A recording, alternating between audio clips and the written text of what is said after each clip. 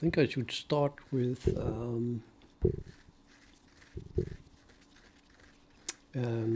dumb reference implementation of the binomial. And that in turn is using, the dumb implementation is using factorial.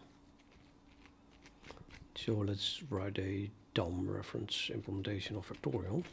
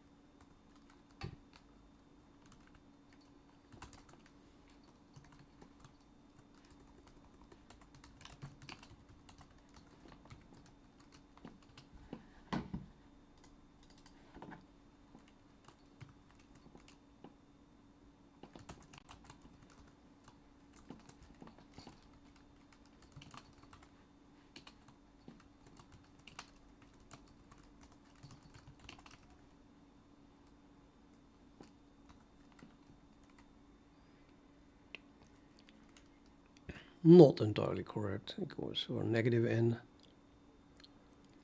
But well.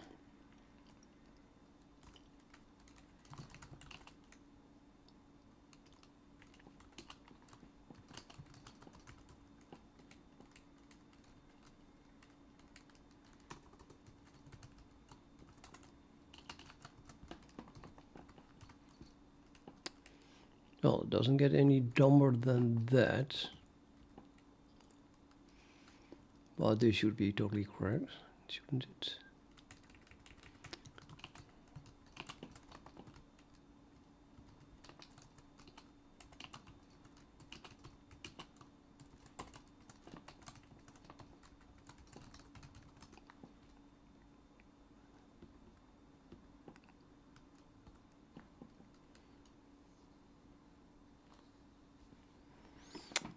Yeah, I recognize most of these numbers. I guess this one is also correct.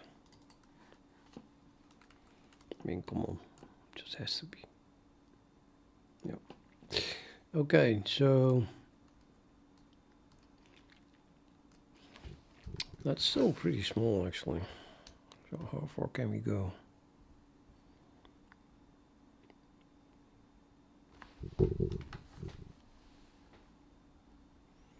There's the factorial on my calculator.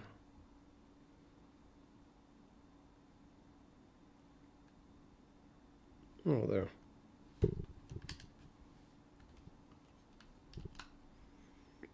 Yep, 3,628,800. Let's say I want to go for a maximum of 2 to the power 32. So something like 4 billion. And then 20 factorial. That's considerably larger. 15 factorial.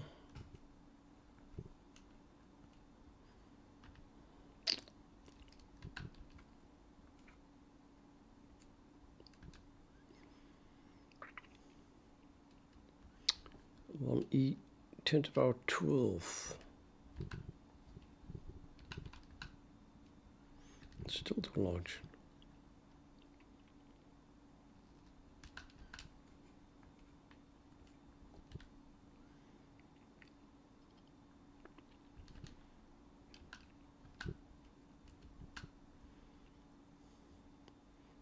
Thirteen factorial is 6 billion, so that should that doesn't fit in an integer anymore. Let's go all the way up till 13.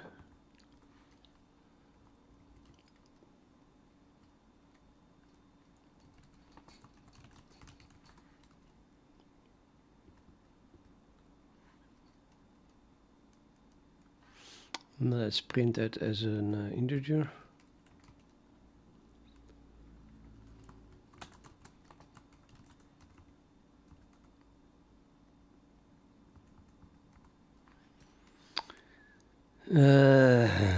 Yeah, well, that is indeed no longer the same as it was before. How can you detect that happens?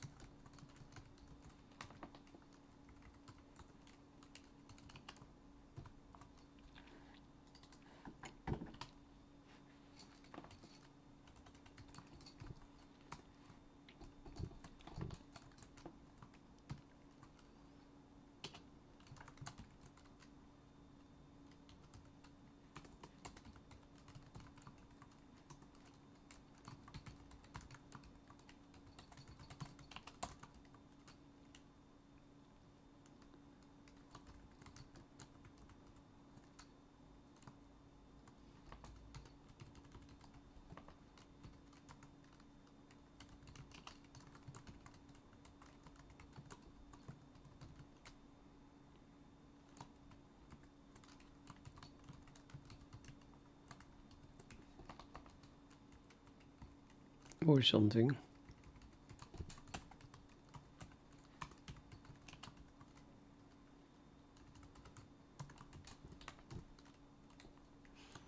Just limits.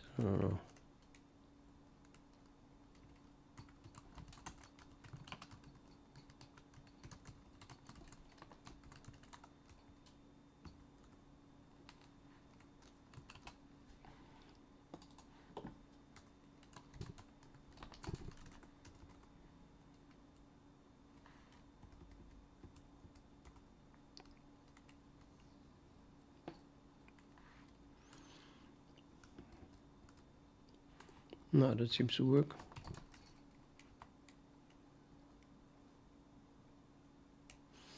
Well, I'm testing it with unsigned int and I cast to int, so yeah, maybe I should cast to unsigned int here, but okay.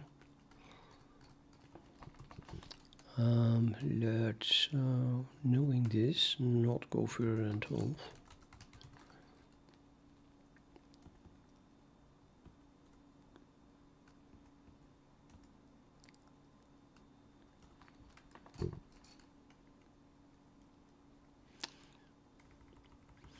Let's make a dumb implementation of the binomial.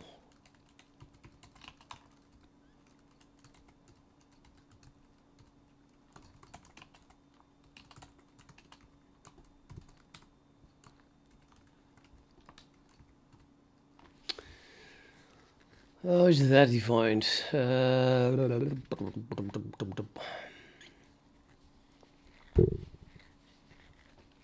I know for like 100% sure I implemented binomial before in my life. Could not remember of which project that is then.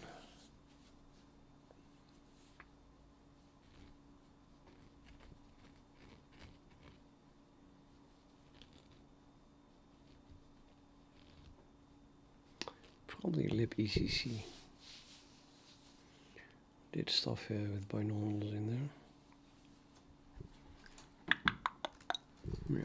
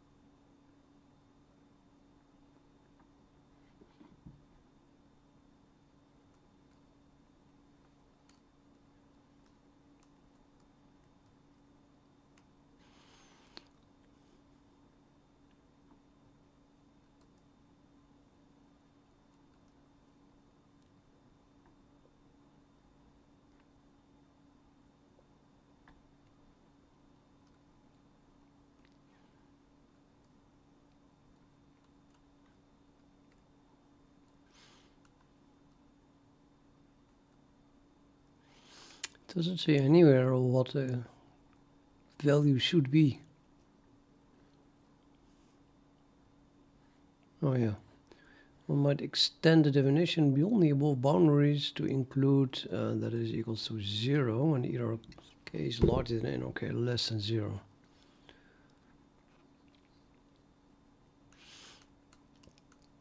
I thought I made up my own extension that was more logical. I think I'm going to look at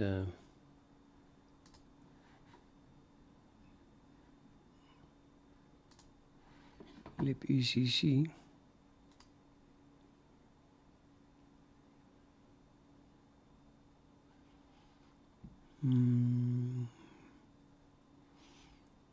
Why did I do that?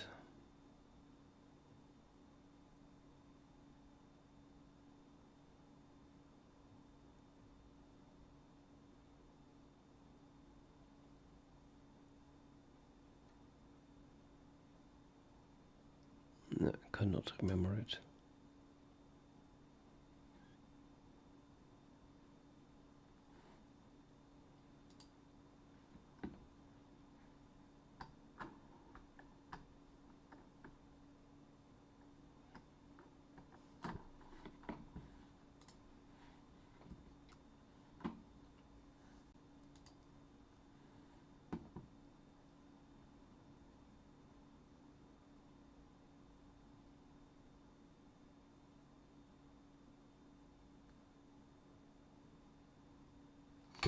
It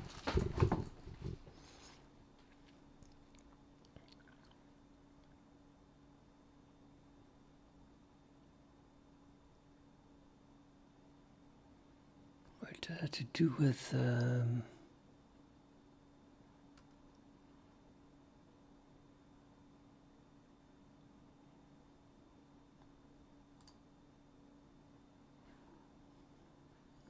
no, yeah, lots of binomials here.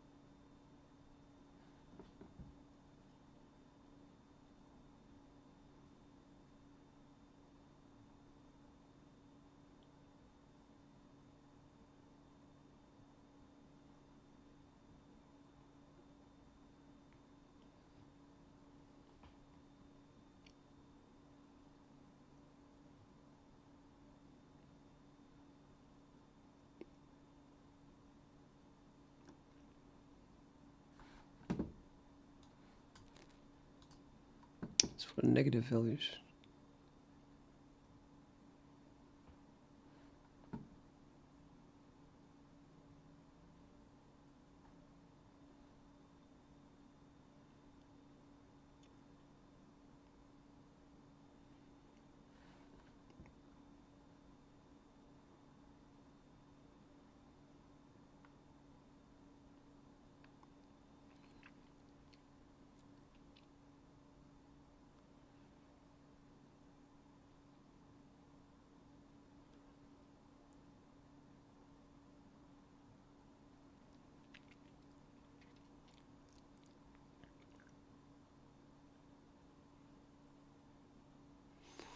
I'm not saying here what I think would be the correct definition for negative values then.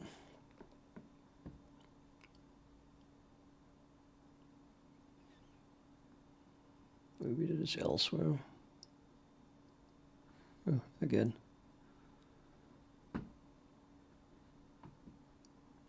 According to me, the correct definition of a binomial of two negative values is that thus for d equals 0 we have blah blah blah is 1.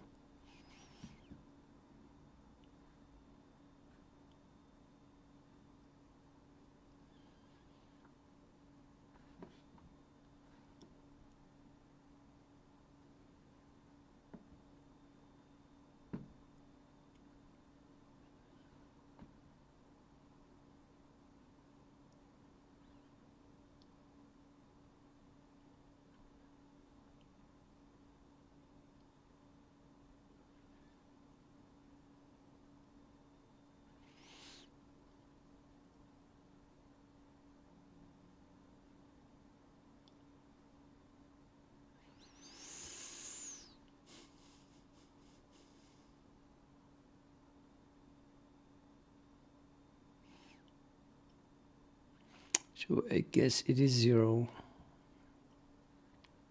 Yeah, one of them is positive and the other is negative.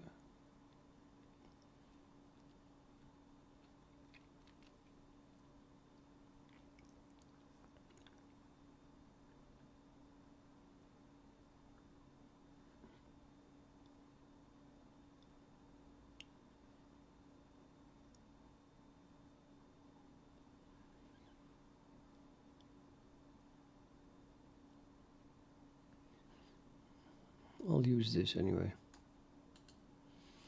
That's a bloody image. Well,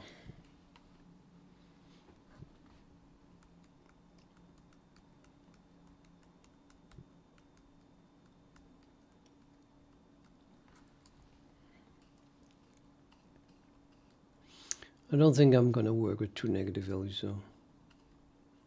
But hey, I might as well define it like that.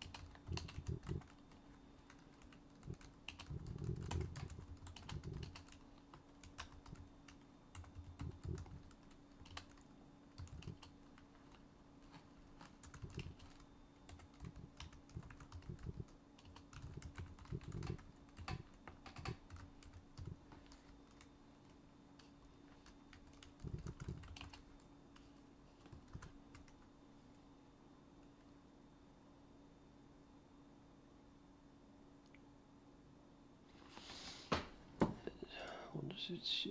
There's a Y, I think. Let's say to n is n choose k is n over k. So n is minus 1 minus y.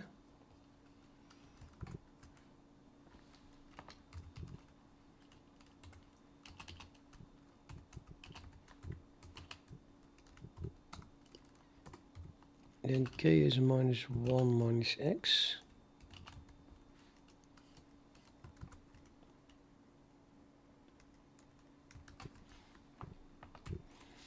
In other words, y is n minus 1 and x is that's not correct, say minus n minus 1 minus k minus 1.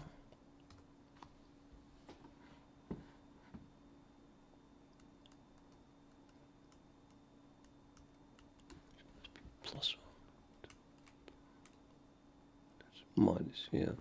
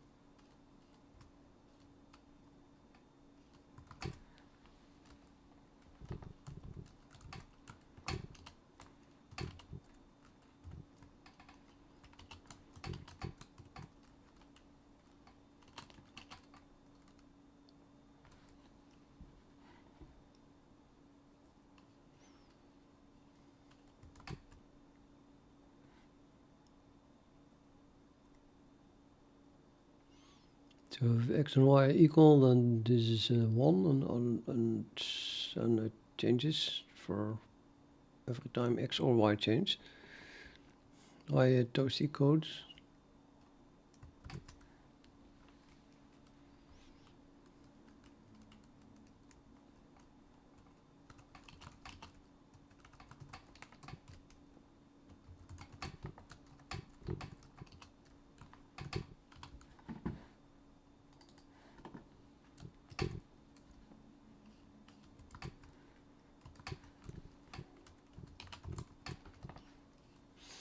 Did I do this correctly? I'll blow this up because it might be a little bit too small. So something from when I wasn't completely senile yet. From when is it? 2008 or somewhere between 2002 and 2008. And I lost I lost the formula. Brilliant.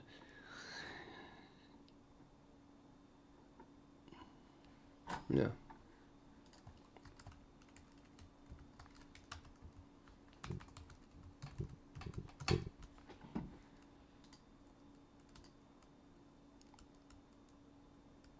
Yeah. So we have minus 1 minus y over minus 1 minus x equals minus 1 to the power x minus y times the binomial of x over y.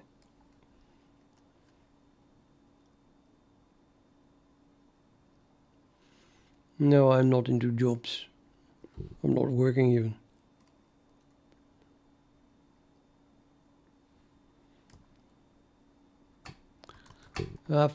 Fuck. I'm purely a logical person. You can ask me something about C++, for example, if it is complicated enough.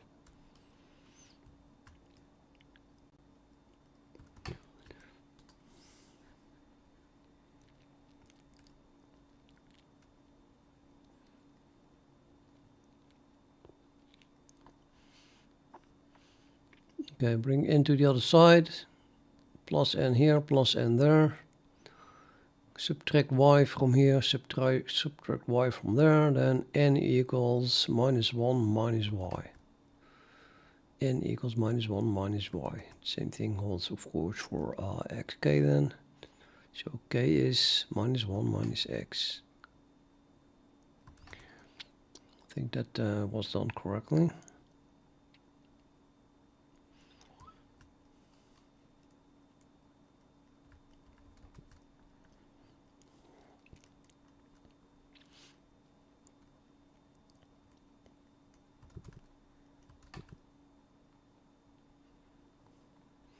Interesting that the x in the bottom goes to the top. I'm blindly believing this expression because I wrote it in the past. So this becomes x over y then, yes. And then we have something that is 1 over minus 1. That is minus 1 if x minus y is odd.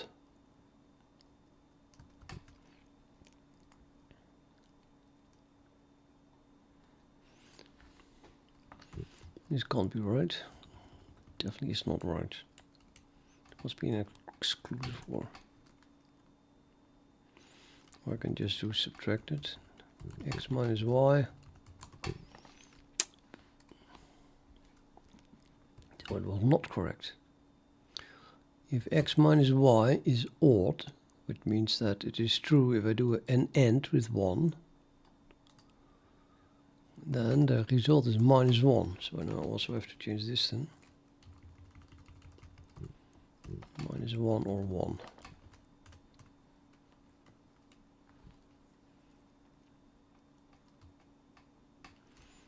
Do I have an odd? Do not have an odd. Perhaps I should add an odd. Or is odd maybe. Yeah, I have an is odd.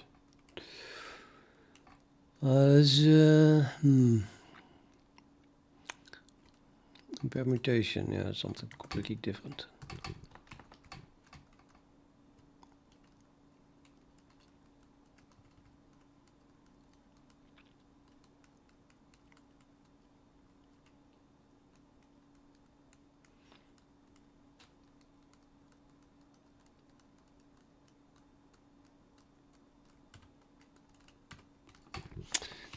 Right, I think this is correct. Well, next step. Remove x and y completely, because why would you use that? Don't I want to... I can do this in terms of n and k, can I not?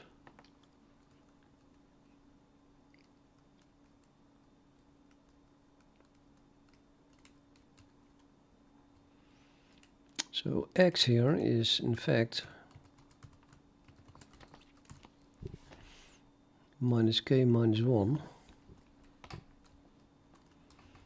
And y is minus n minus 1. Now we can fill that in here as well.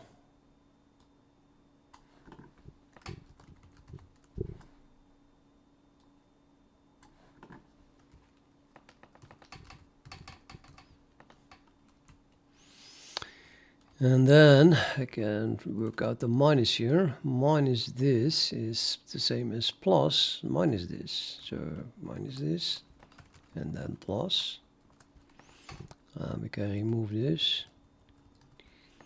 And then we can remove this. And then we have -1 and +1. We can remove those. And this looks then like n minus k.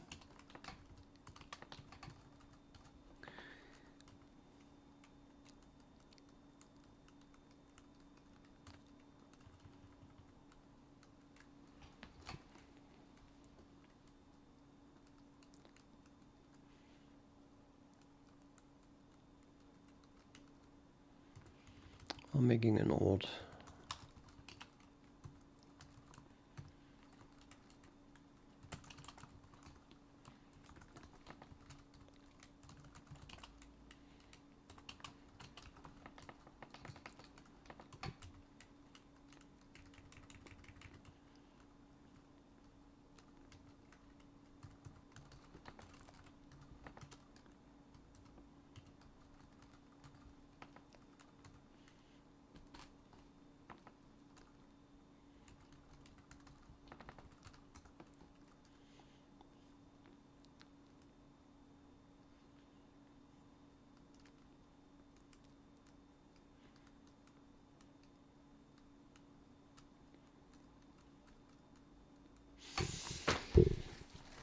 What if n is negative and k is not negative, I guess? Then the result is 0.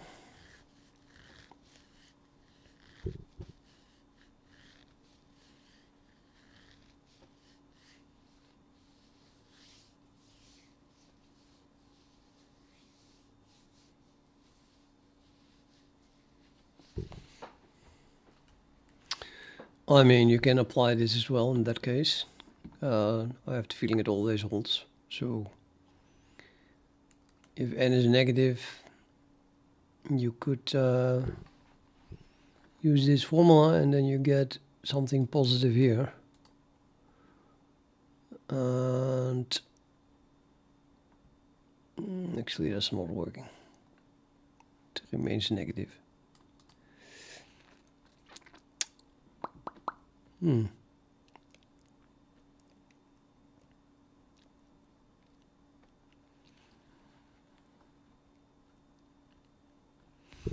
Let's ask an AI, although you cannot believe those things, of course.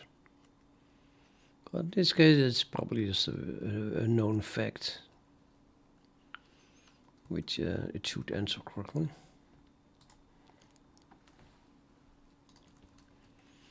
So I'll start a new chat here.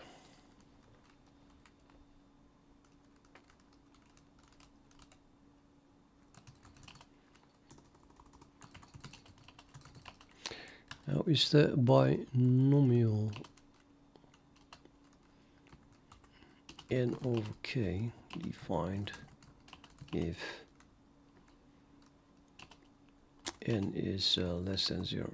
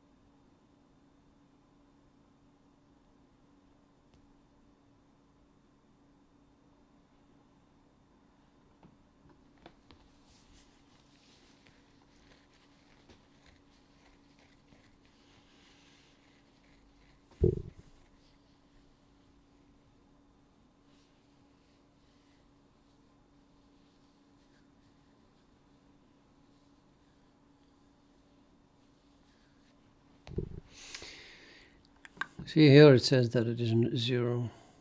Oh no, wait a minute. Okay, less than 0, this is 0 if n is positive.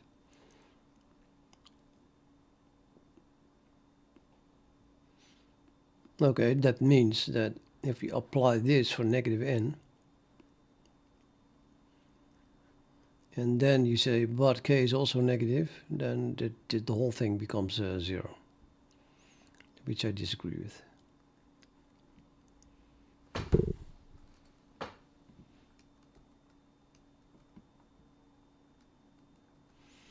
Because it's all debatable though. Maybe in one case it's easier to define them as 0. Some cases.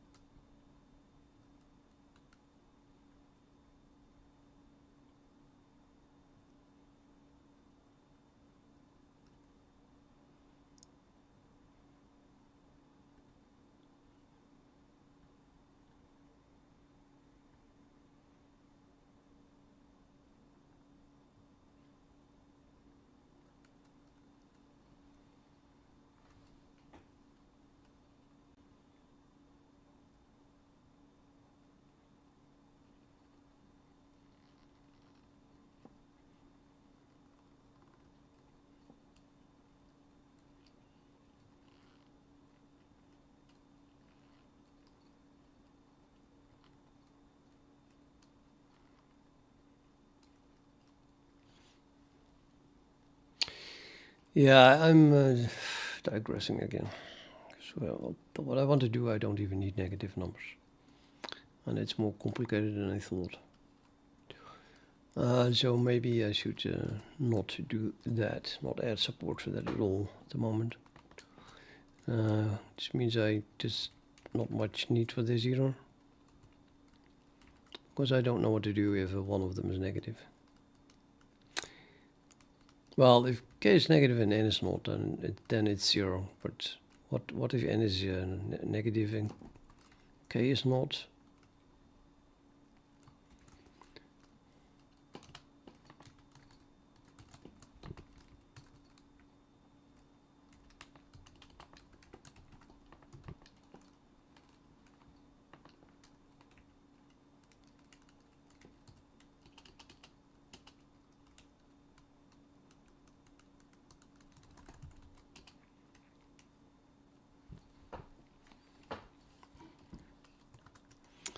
Guess I'll just use this one.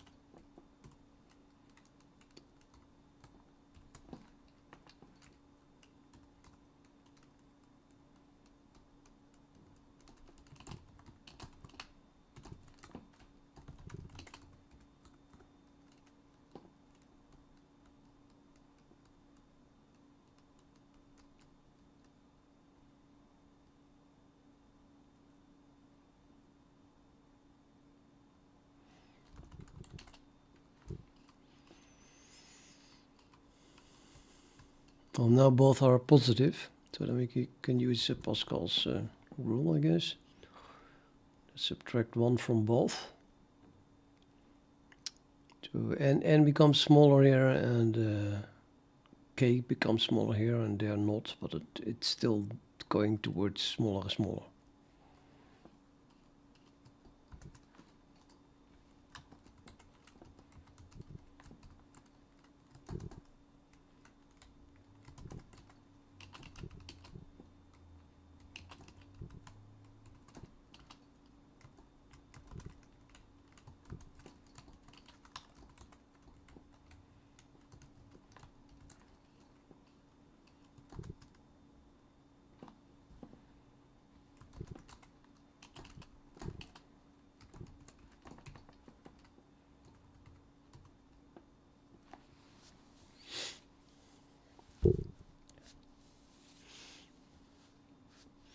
Now, before I do that, I wanted to use the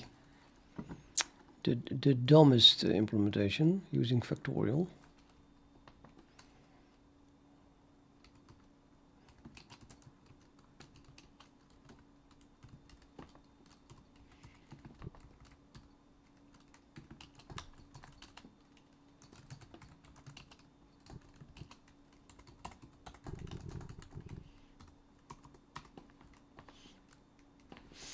What is if k is equal to 0, is that not also 0?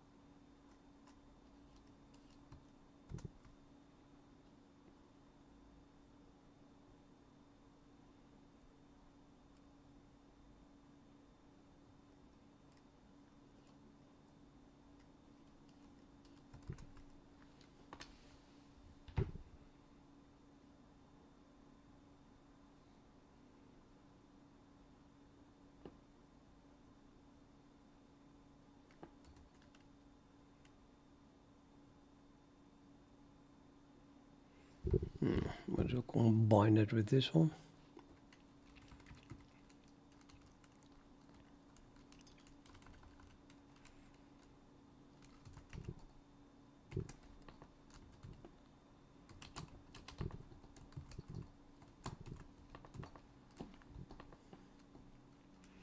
Wait a minute, it's an equal sign, huh? This was case less than 0. Huh? Yeah, so that is an not. K is greater or equal 0. And this one is k is larger than, so that becomes less than or equal n, negated.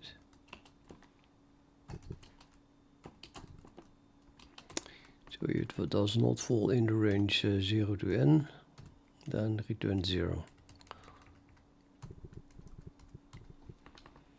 And if k and n are both 0, then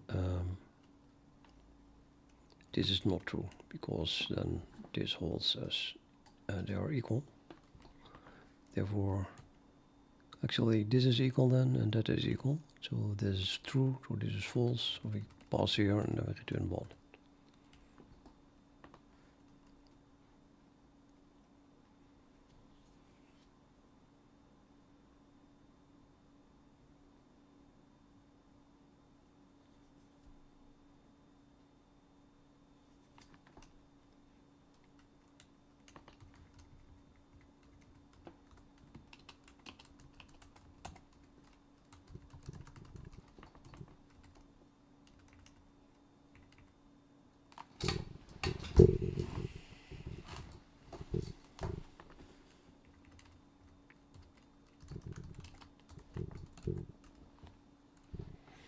Then the canonical formula for the binomial in terms of factorial is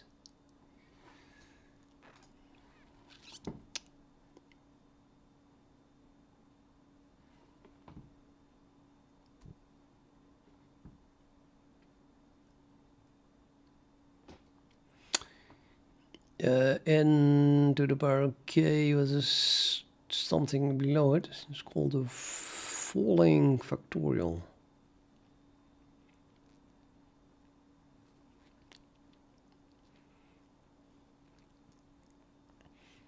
We can also express it like this. N factorial divided by k factorial and n minus k factorial. So the falling factorial then would be this.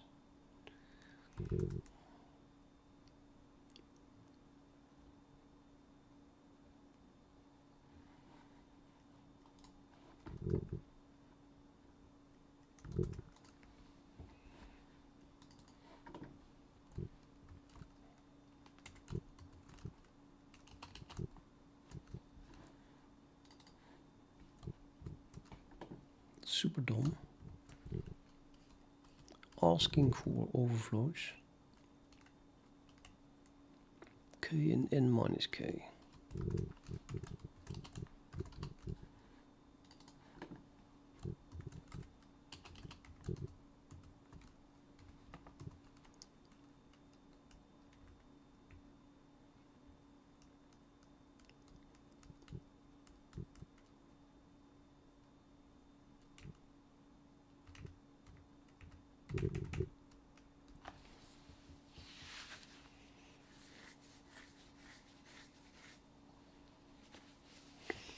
So to test that, let's print out Pascal's triangle. And I think I should be able to run all the way up till 12, because then we can calculate this. And it is returning an unsigned long, so that just totally works. We can even multiply the result. If the result is less than 2 to the power 32, then we can multiply this. And yeah, no overflow here. If the factorial doesn't throw.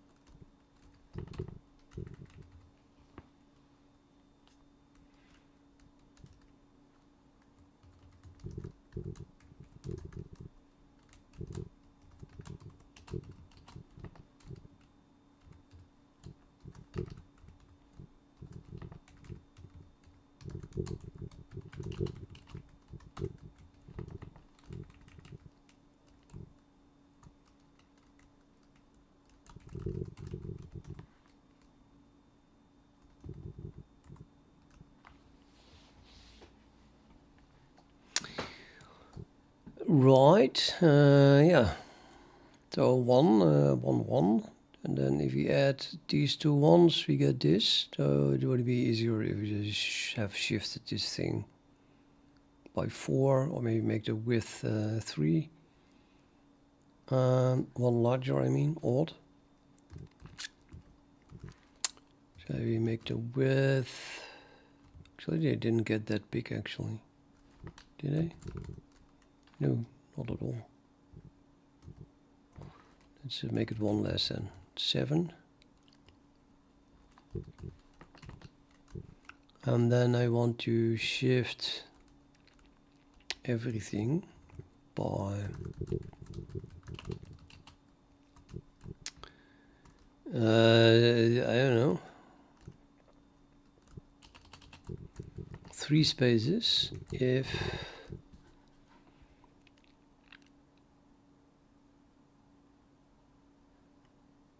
the second row. Second row being n is odd. So if odd n, shift 3. And then of course you need to shift it a lot more, namely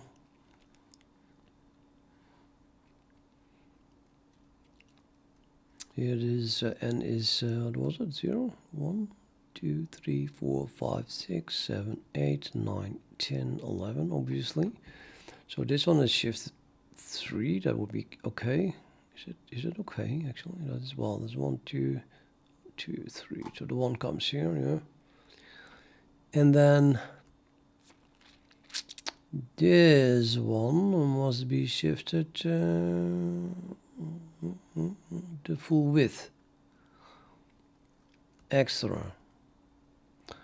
So 1 times the full width, 2 times full width, 3 times full width, 4 times full width, 5 times full width, and 6 times.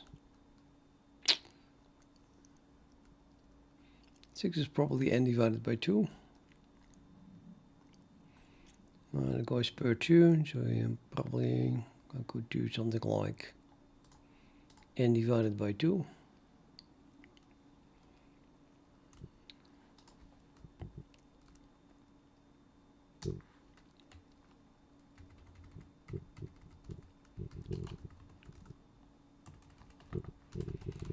Well, we need to shift this thing the full width, which is 1, 2, 3, 1, 2, 1, 2, 7.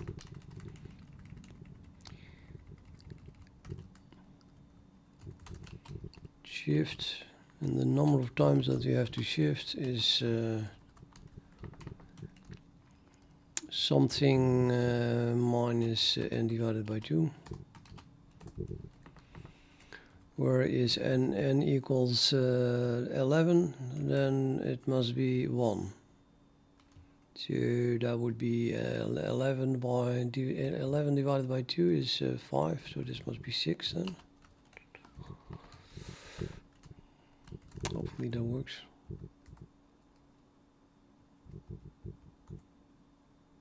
Nope. Now the odd ones are shifted too much.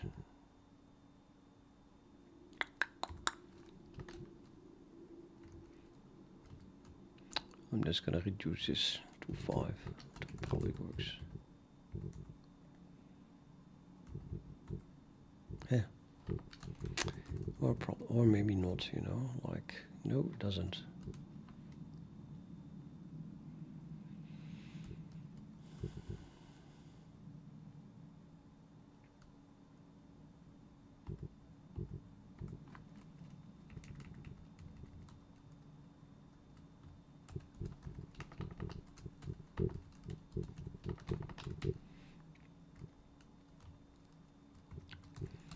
At this point, I'm just going to try something. Too lazy to really think about it. Hey, that was good. So yeah, so the sum of these two must be equal to that, and that is correct. Did I not change it to 7? What the hell, man? 1, 2, 3, 4. Well, actually, it starts here. 1, 2, 3, 4, 5, 6, 7. Oh, well, I don't know. Let's make it 5. Let's make it 6, I mean.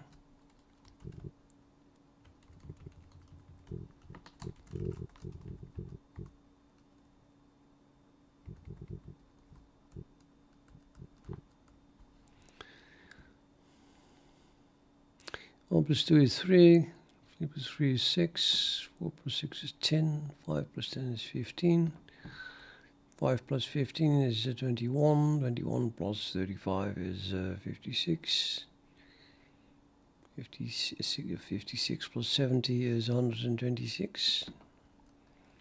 So it just completely, totally works, right? Which is a good thing.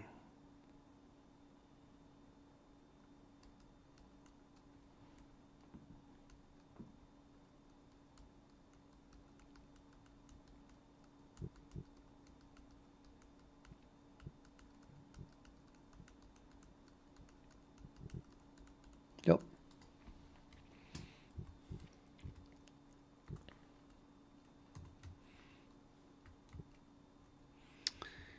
And then the question is, of course, can we change this to this one? Well, I'm not going to manually add that thing up all the time. Probably I should make a table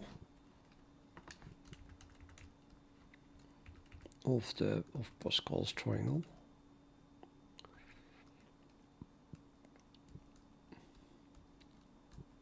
Or just have two versions, compare them.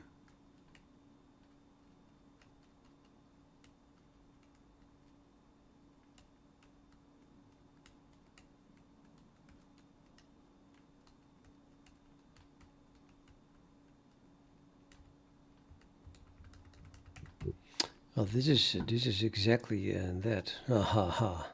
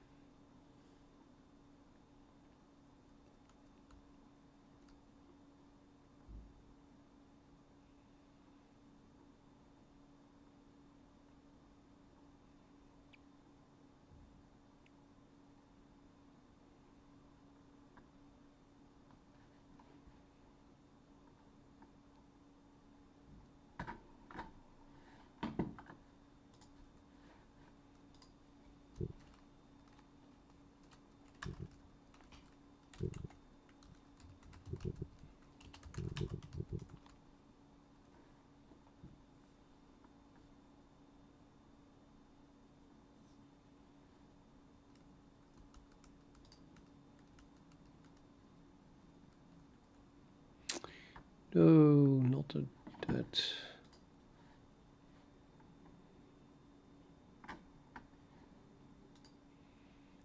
So not that. Normal. Well, let's call it Pascal's triangle or whatever.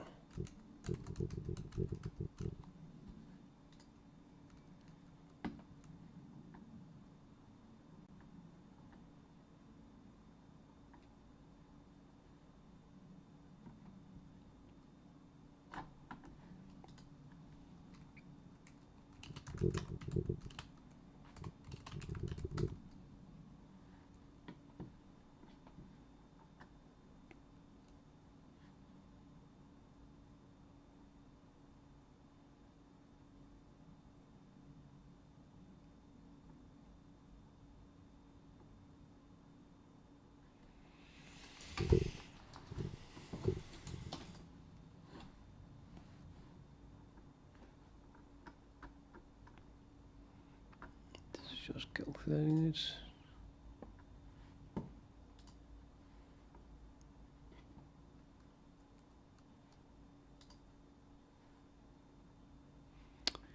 Pyramid.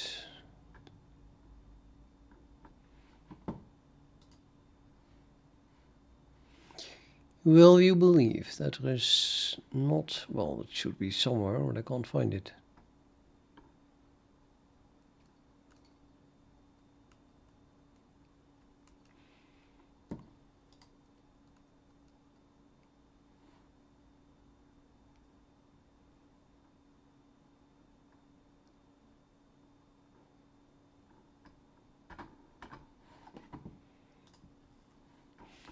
If you want to know why pi into 10,000 digits, then you can find it, but Pascal's triangle, no, we don't have that.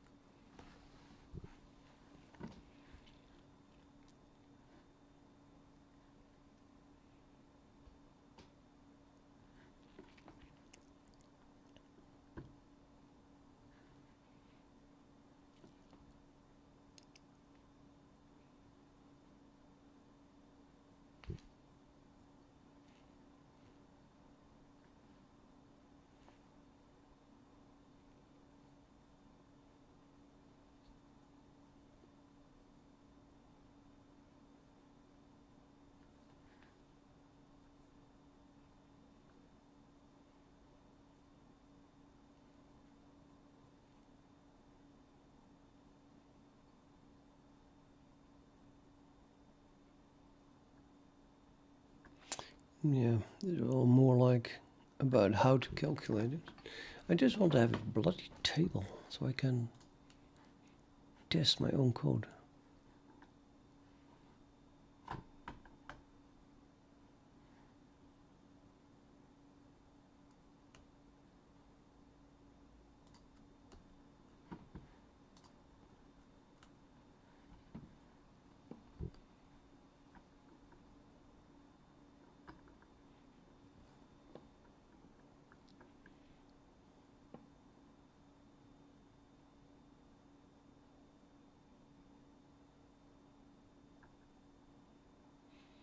Yeah, this is more like it.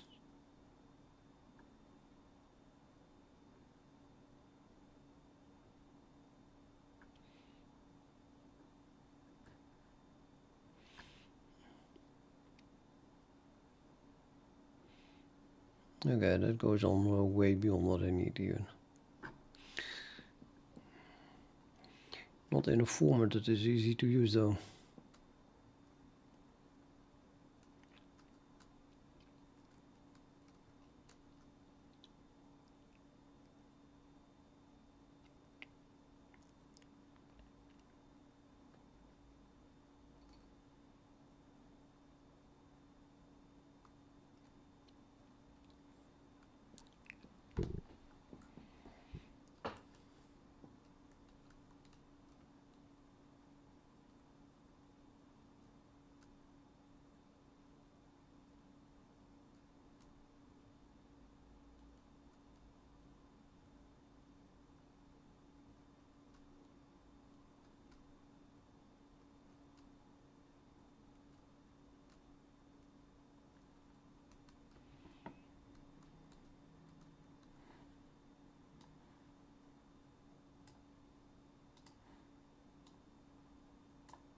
can't even copy that one.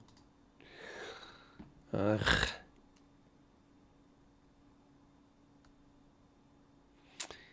let's use a trick. Just copy one number.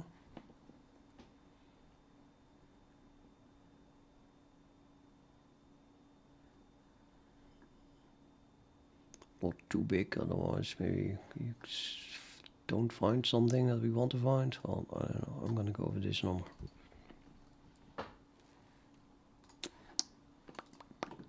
Look for that number.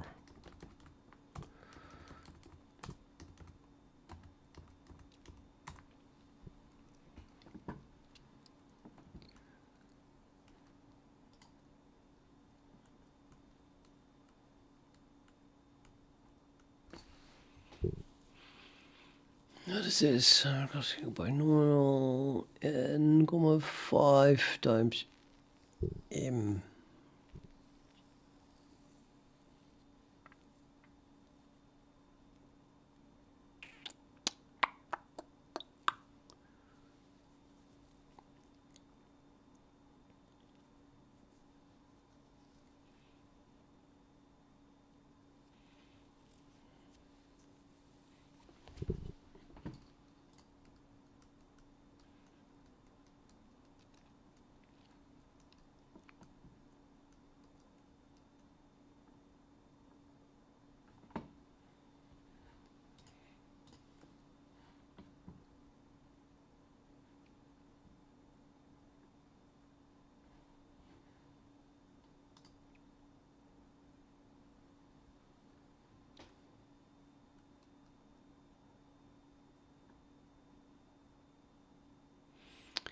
Also not very readable, but I think that's just because spaces are missing. Maybe there's hidden somehow in it.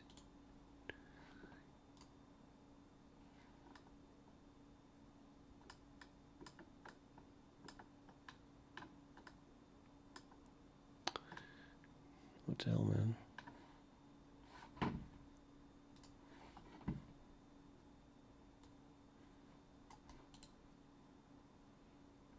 And see, there are spaces that you just don't show.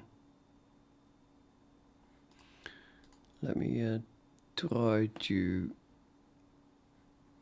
paste this stuff to a file.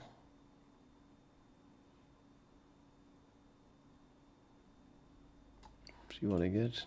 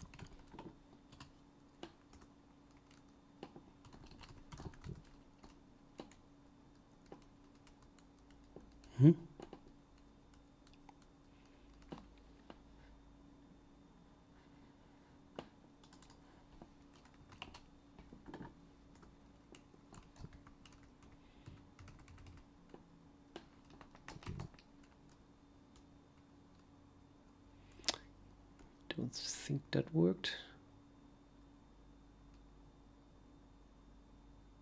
Nope.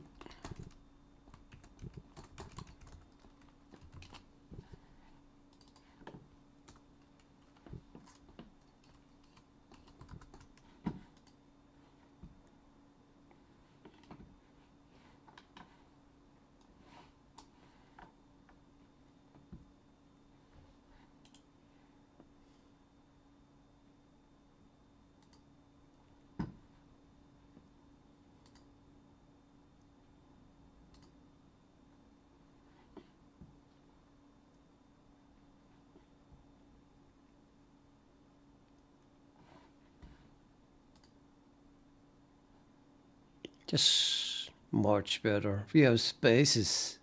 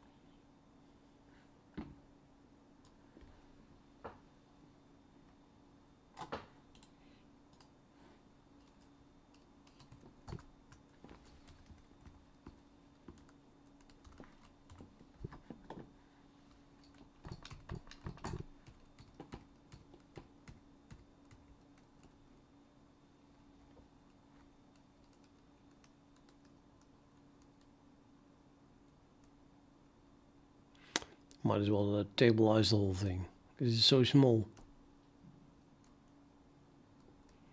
No need to calculate it at all. At all.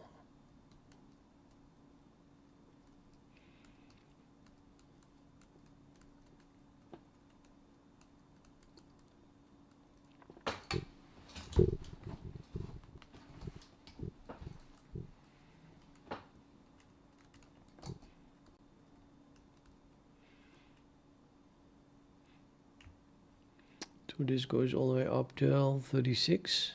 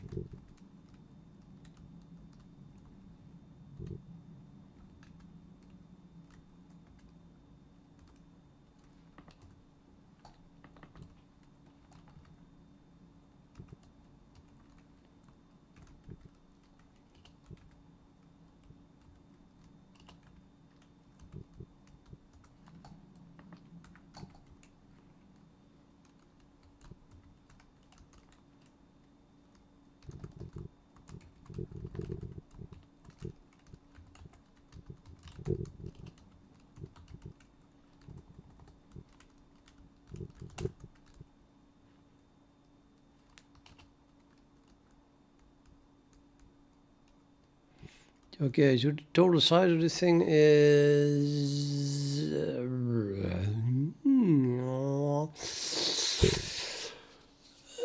something like 36 squared minus 36. So it's 36 times 35? I don't know. Well, actually half of that, right? So it's more like 36 times 18 plus 36. So it would be 19 times 36. And if not, then the compiler will tell me. It's amazingly enough.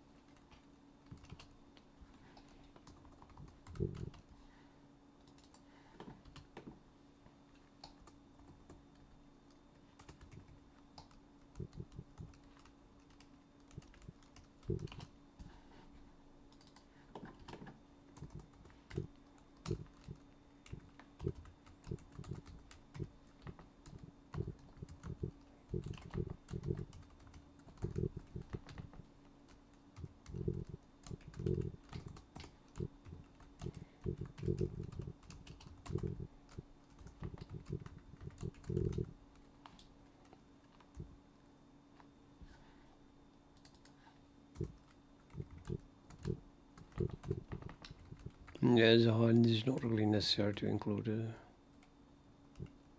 the header, I guess.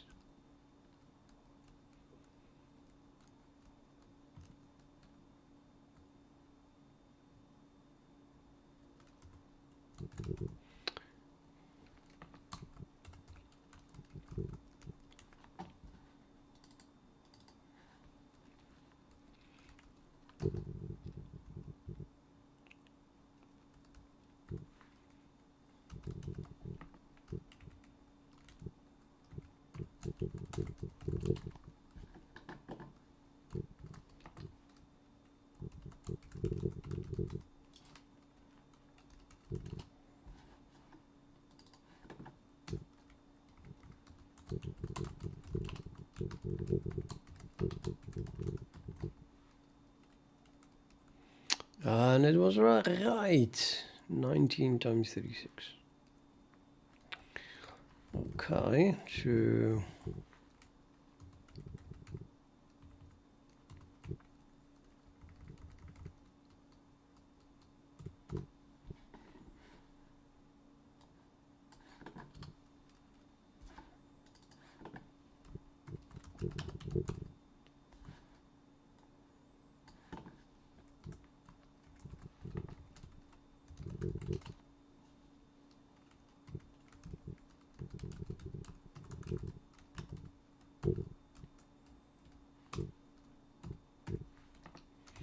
well, another challenge. What is the index?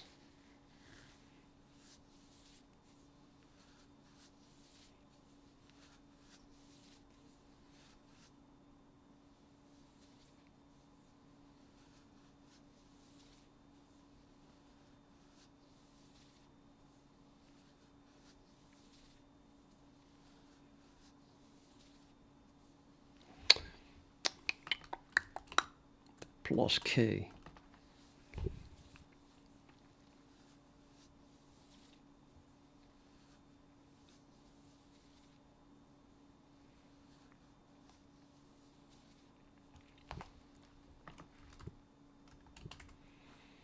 So for n is 0, we want 0.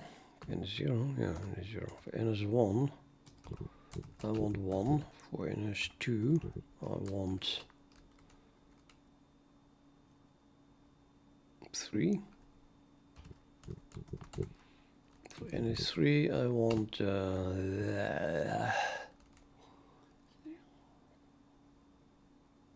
6. For n is 4, I want I think just 10, right? And so on.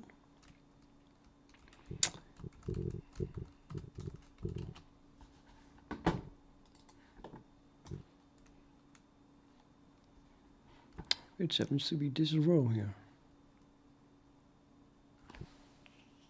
1, 3, 6, 10. Wait a minute, I started at 0. 0, 0, 1, 3, 6, 10. I think it was. So 0, 1, 2, 3, 4, 5, 6, 7, 8, 9, 10, 11, 12, 13, 14, 15, and so on.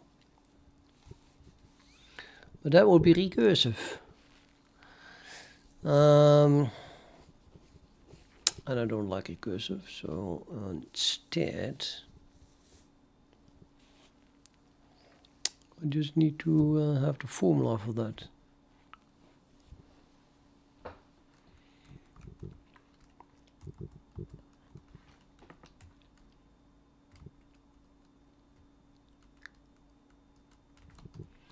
Well, that can't be hard. It's just sum, right? Sum, yeah, it's plus 2, blah, blah, blah. It's just a sum of us all the way up till n, which is n plus 1 times n divided by 2, isn't it?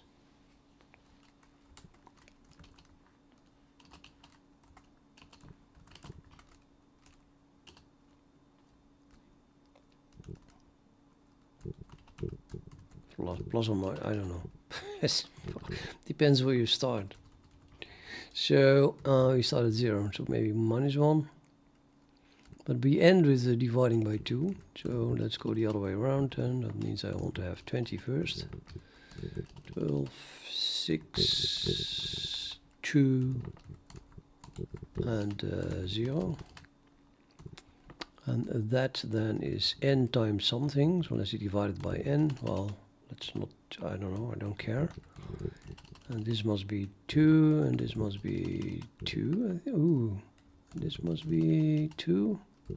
What? This must be 2. Just 2 times n then. Huh? No, what? I'm an idiot. think I just multiplied by 2 and now divided by 2 again. No, the idea was to divide it by n. Divided by n is 2, divided by, yeah, hello, 3. 12 divided, that's 4. Divide this by 4. 20 divided by 4 is 5. Which looks like n plus 1. Okay. For example, n equals 4 gives me 4 times 5 is 20 divided by 2 is 10. Yeah, that is the formula.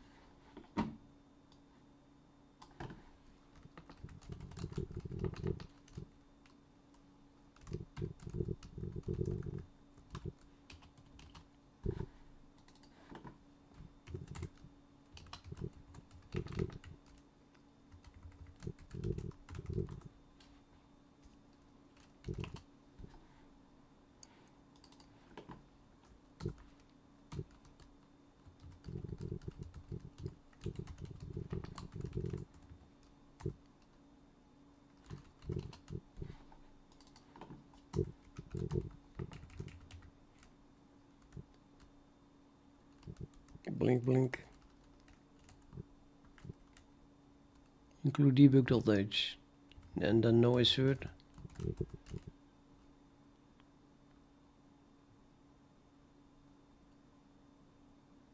Oh, like there is no, yeah, it says here assert is not declared, but actually terminated argument list.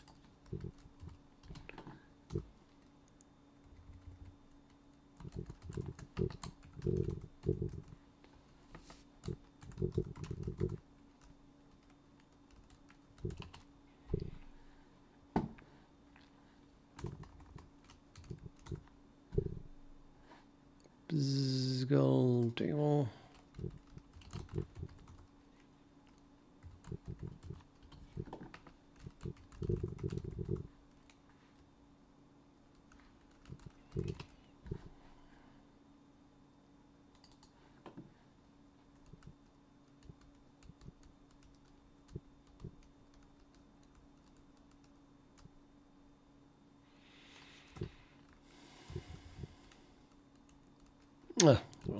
Yeah, no, okay, so we do need to include a header because that includes the array.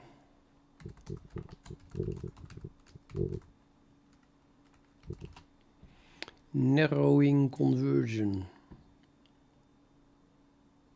to unsigned int. Yeah, this actually, I wanted to make a table of unsigned ints, I guess. So this won't fit. I think it's just large enough. That is the last row. Okay, so we remove the last row. Meaning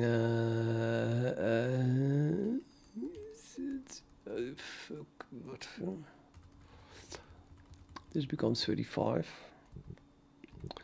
and this becomes God knows.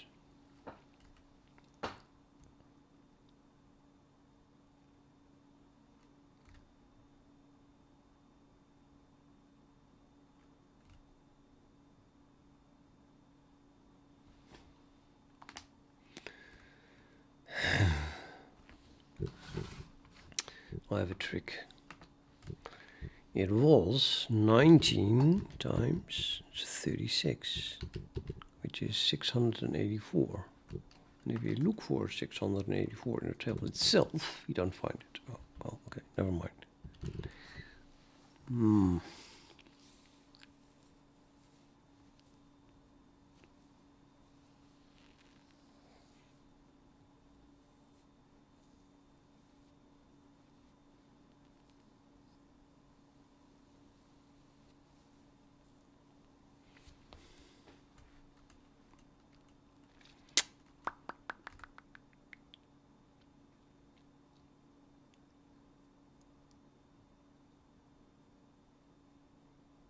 I have no clue. Seriously. It was, damn it, 19 times 36 was a good guess. I'm just going to subtract 36 and 648. It's a good guess. 648.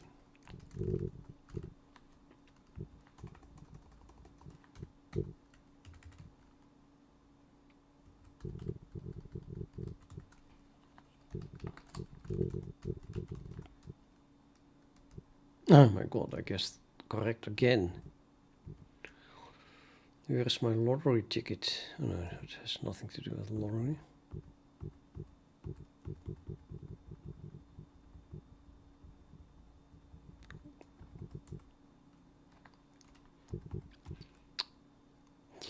And it works actually, because it didn't assert. Now let's test if it really works. I'm gonna change this value to something else. Let's subtract 1.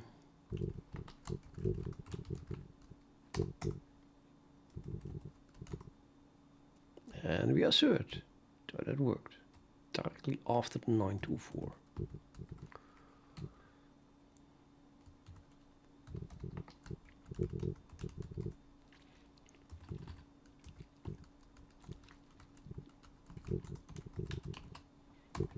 VI.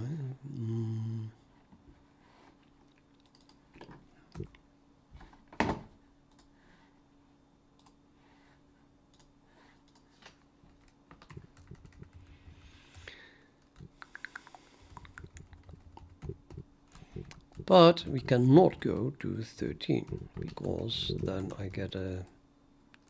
I can't calculate it anymore using the factorial. Yep, that throws. But now we switch from factorial to Pascal's rule, and then the question is, can we go all the way to the highest number now? We can, and then the next question is, of course, how high can we go? What about the full distance, as in as big as my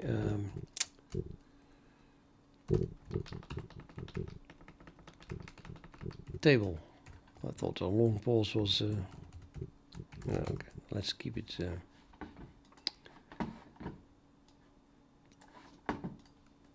Make.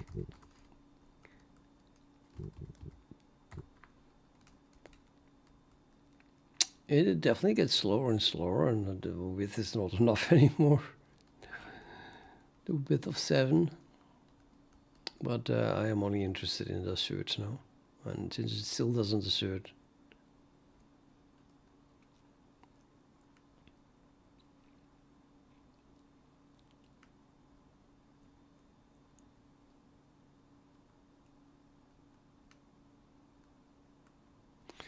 But let's just not calculate anything at all. I mean, come on, this table works. I might as well use the table.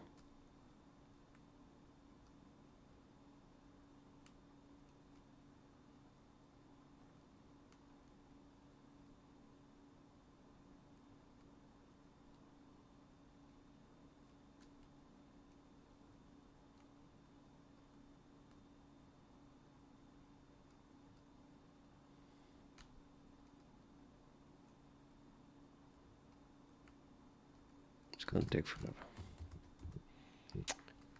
Pretty sure it works. Can I just do the last line? Is that also going to take too long?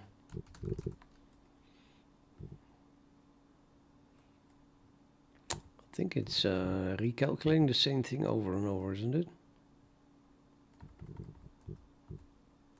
Plus it works anyway. Well, the only thing I would be checking is if there's an overflow, but there can't be an overflow. So yeah, I'm done with this. I think I'm just using the table. So we call this binomial.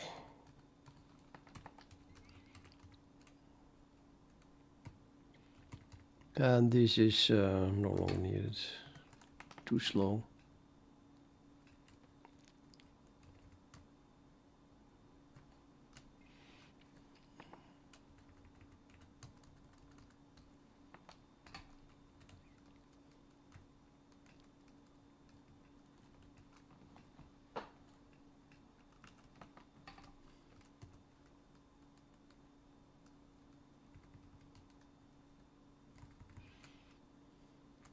Too difficult.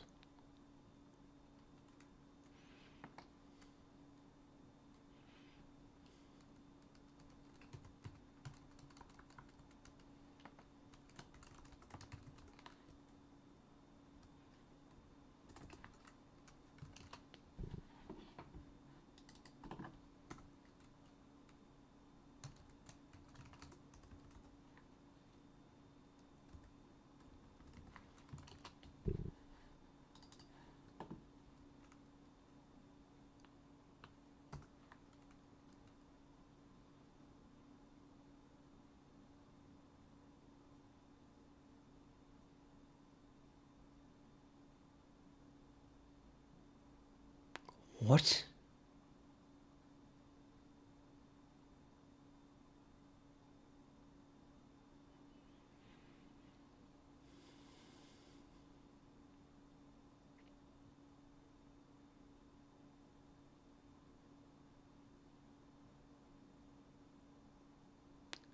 Oh.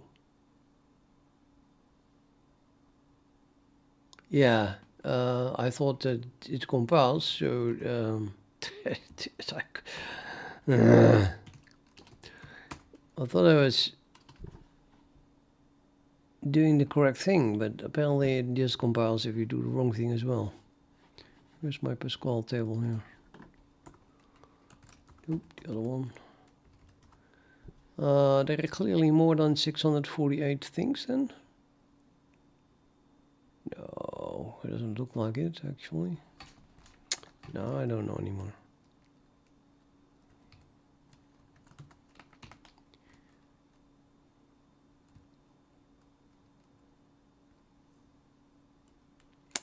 No, there are, I just should count the commas, I think. I had a comma there, let's just count the commas. Of course. What the hell?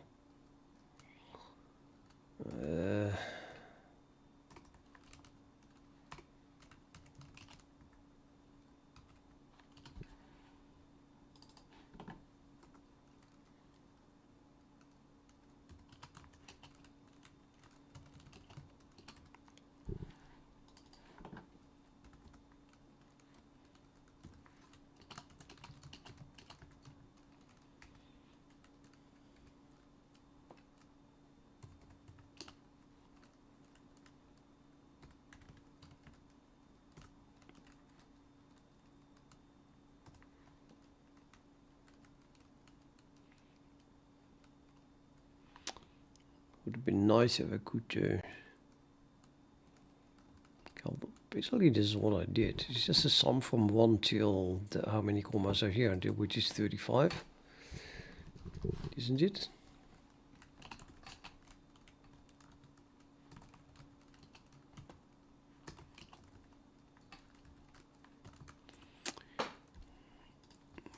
No, it's not what I wanted.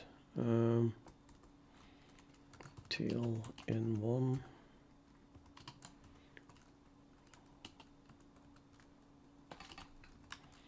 Yeah, now we get a new line as well, probably 36. So I think it gives one more than the actual thing, yeah. So the first is 1 comma, but it prints 2, so this is a 35. So it's 1 plus 2 plus 3 all the way up till 35, which is 36 times 18 or something. Oh, I'm getting rid of it.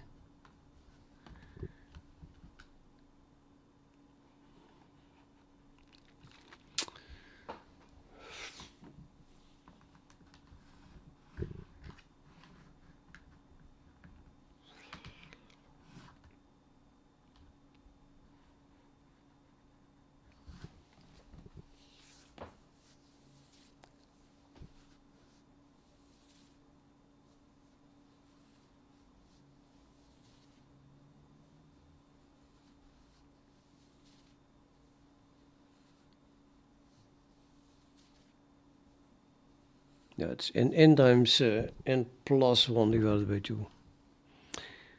So it's 32 times 18. 630. But.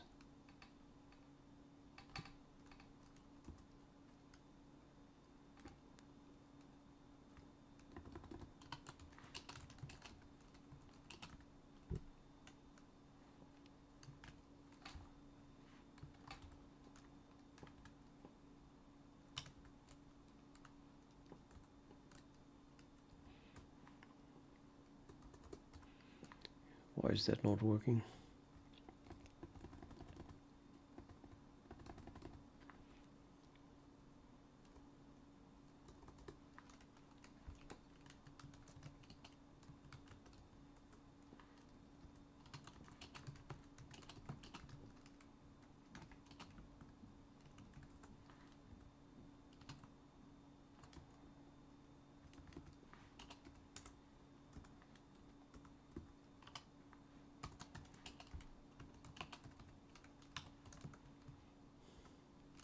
It is 630.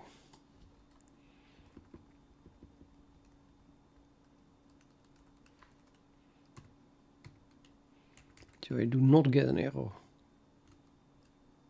Because it did compile, didn't it?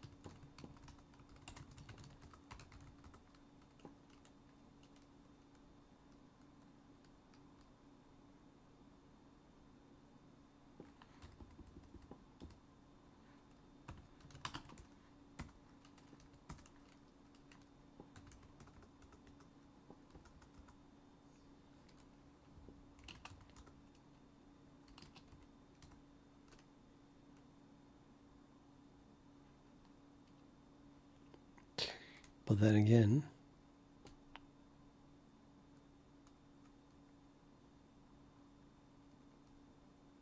I think that NH35 is also not.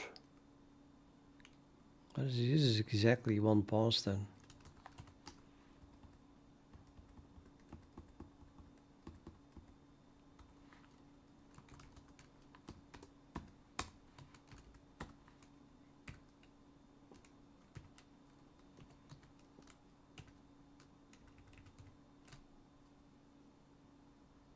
Yeah, it starts at NS0. The bloody thing runs till NS34.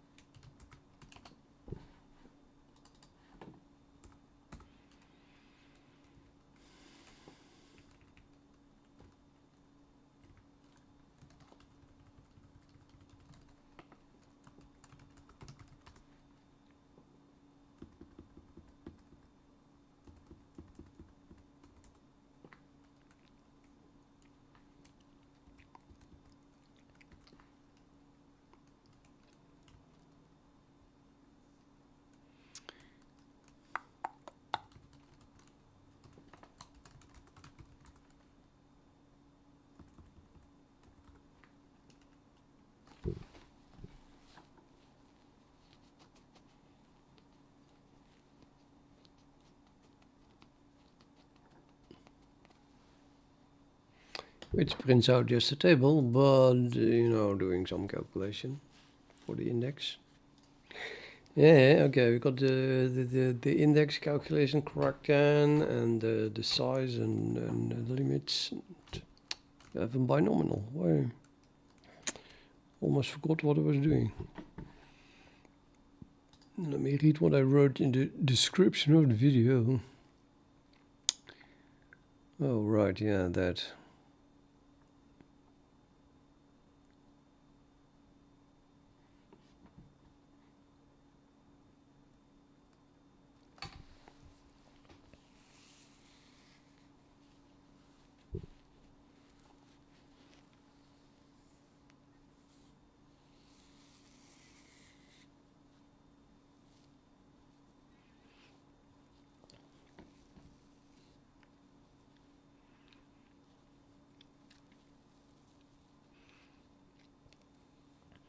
So we need to have just some kind of mapping between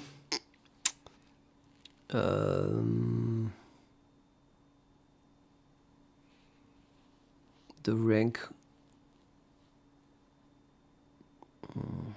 of a K face and all the axes involved.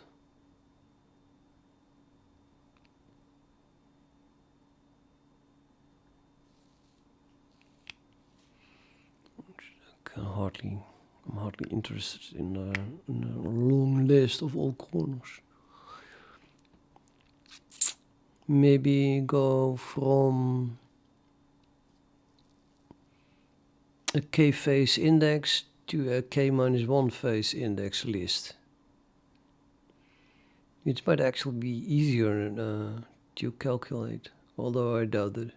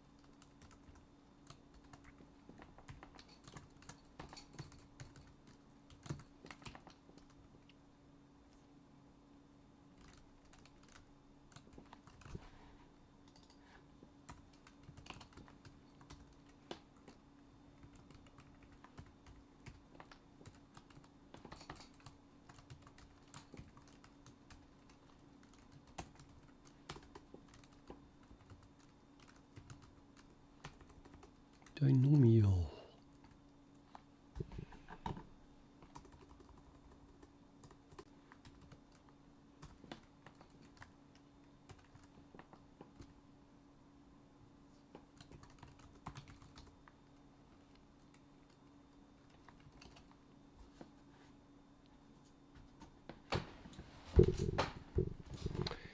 I keep naming the thing wrong because it's called table here, and then inside thing I call a triangle.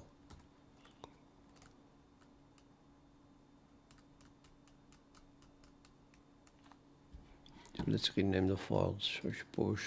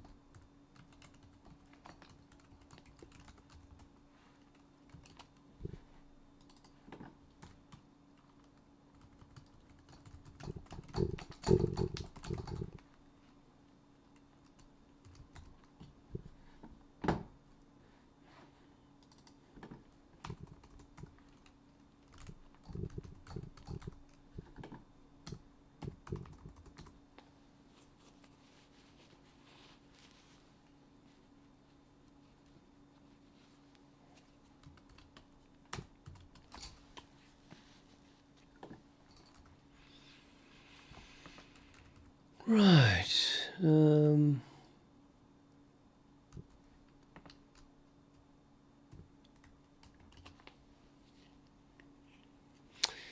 Yeah, so the idea is we have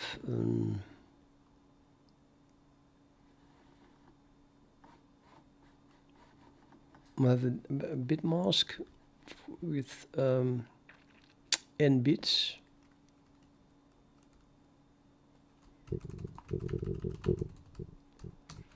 And then we pick a number of them randomly.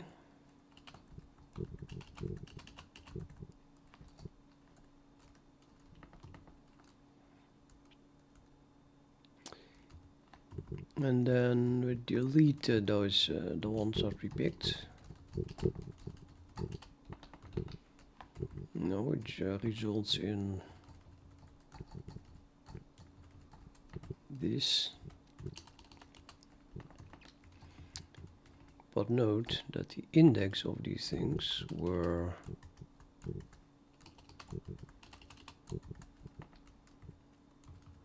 starting here with 0.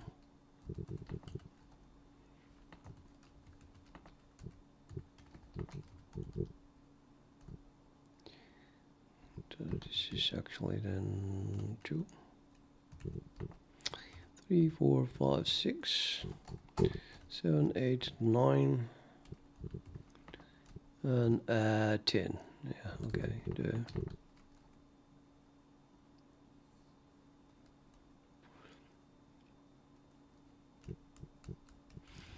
And then we need to add back a few bits here that encode those 4 axes.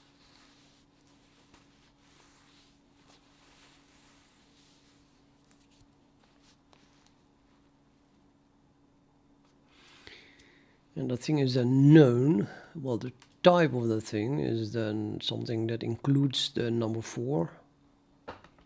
So we know that it encodes 4 of them.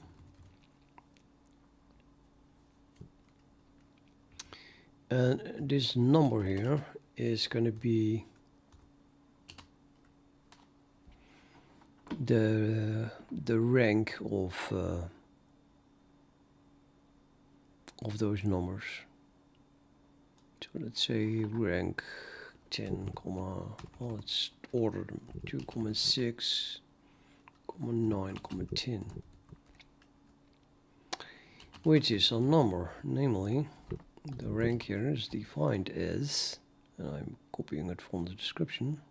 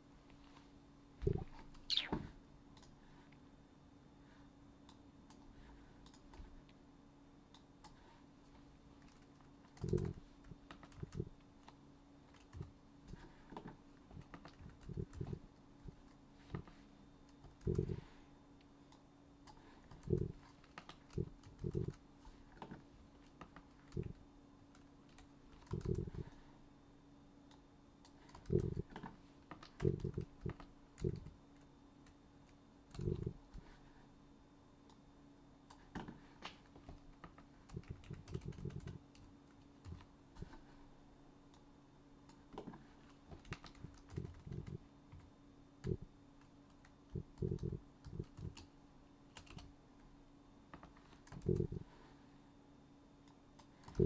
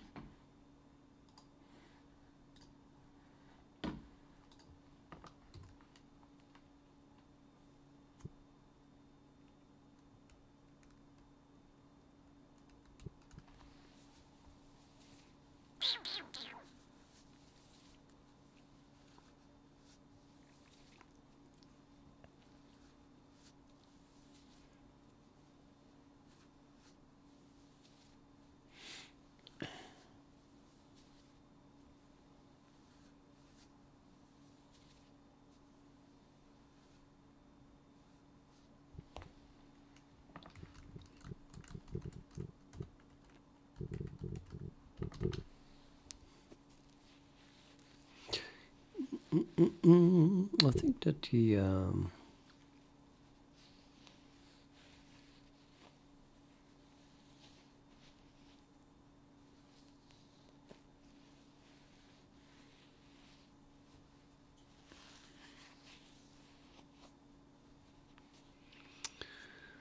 was going to say, I think that well, the n is known, right? Is the k also known?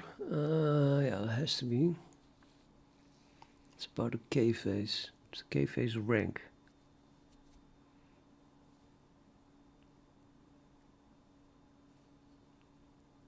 Yeah.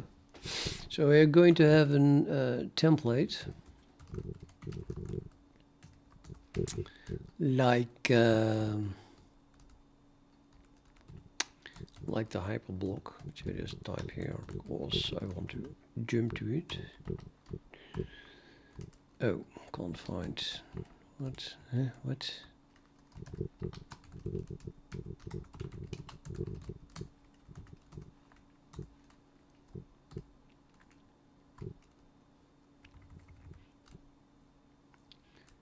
That's not enough. Well, actually, no, we only have n here.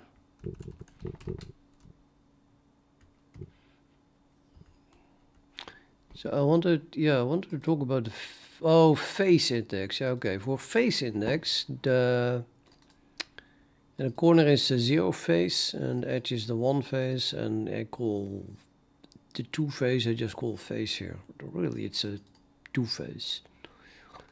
And having been used to using k there, let's use that the k face. So I can combine all three by introducing a k and then calling that the k face. So then we get the k face index, I suppose, which then needs well, an extra template parameter. Well, these are just n, and then the k is also an n. So yeah.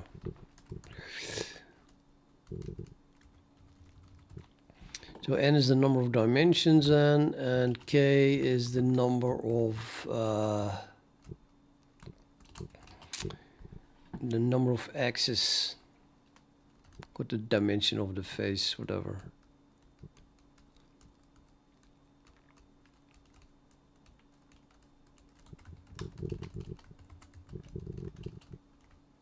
No, it's not the universe actually.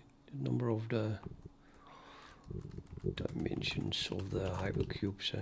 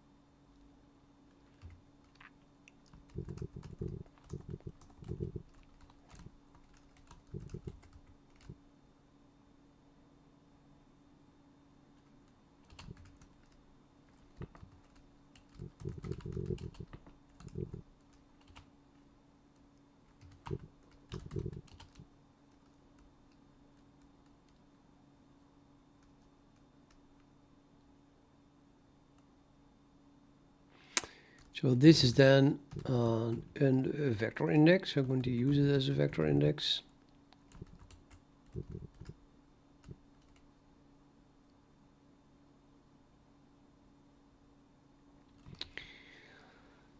Of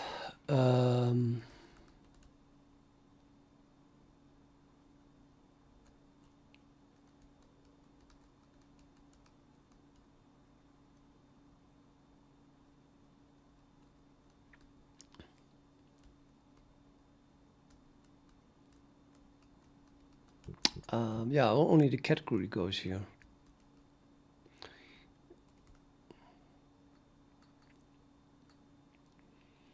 And yeah, the more we restrict this, the safer the type safety. So let's use all information that we have, and the only information that we have is n and k.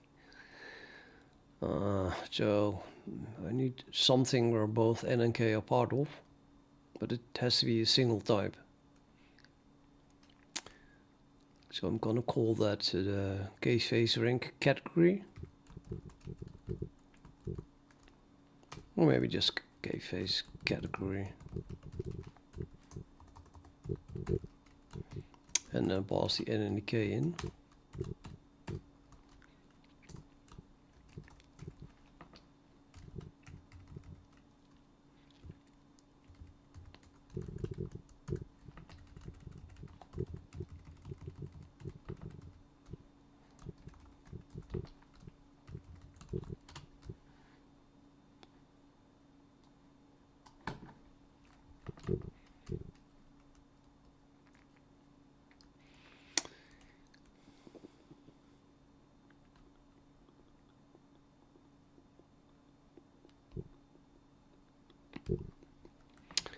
Now let's already prepare this to add it to math. So I'm gonna put stuff in namespace math here.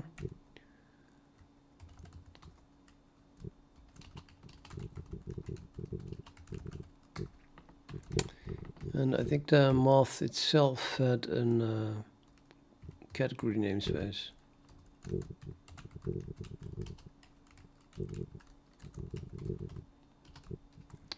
Should probably just put it in there.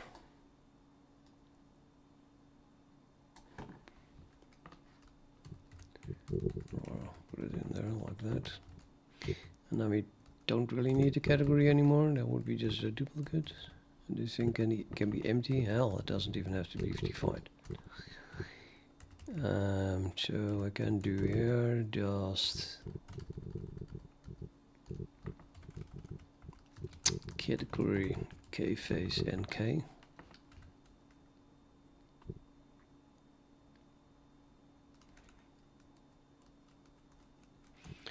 And what I want now is to, I mean, this is a wrapper around the size type, and I don't want to make this thing bigger. But you can add API, you can add member functions, not members. That would grow the size. It's not the idea here.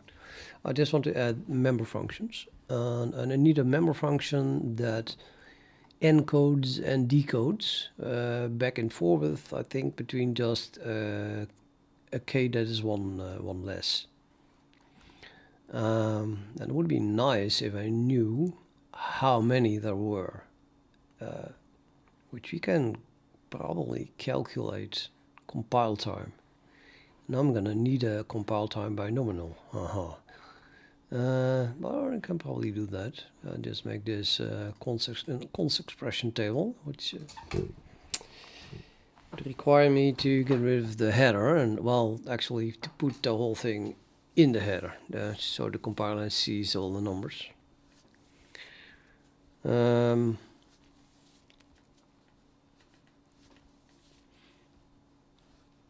Yeah, or we can implement a quick compile time binomial, but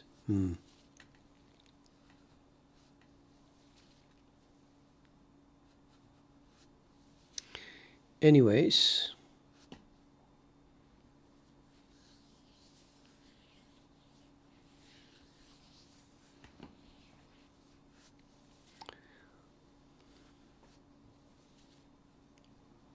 I think it's going to be super useful to know the size of the k-phase rank, as in the maximum value. So I'm going to add that, and that is a constant, so I might as well be public.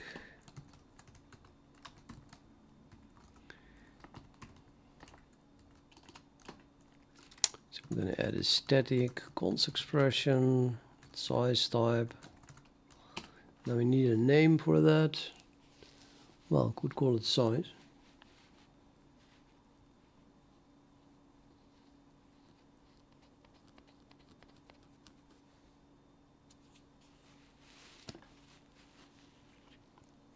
Could call it size or end. I'm going to call it size for now.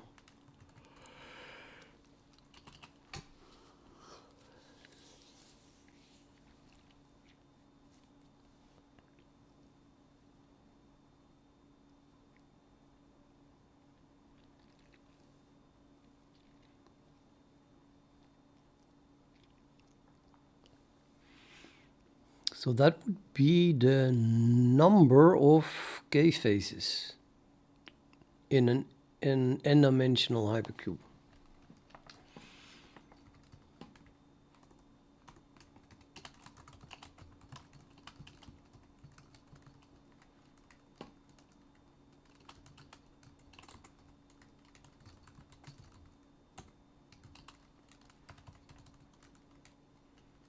I'm just going to call this an n cube, so short.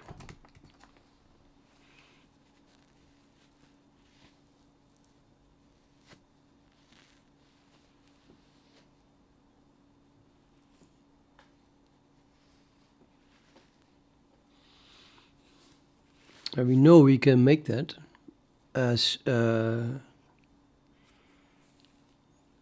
have to pick k-axis, and then you can choose the remaining axis, you can choose the coordinates. So the number of k-phases is equal to, well, the ways that you can pick those k-axis, which is n choose k, and then you have to multiply that with 2 to the power n minus k.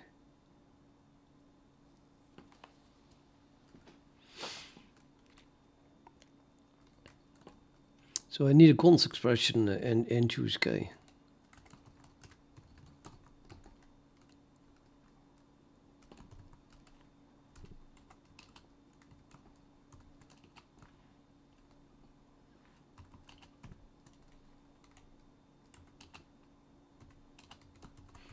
And then by shifting it, I multiply it with 2 to the power n minus k.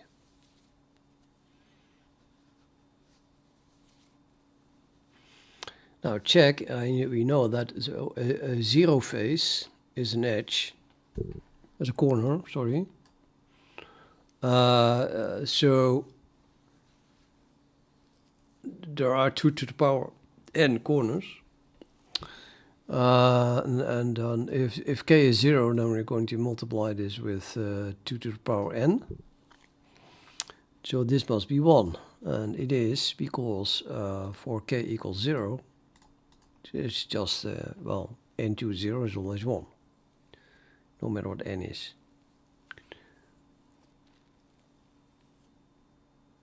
It just works. Okay, we need a const expression n choose k.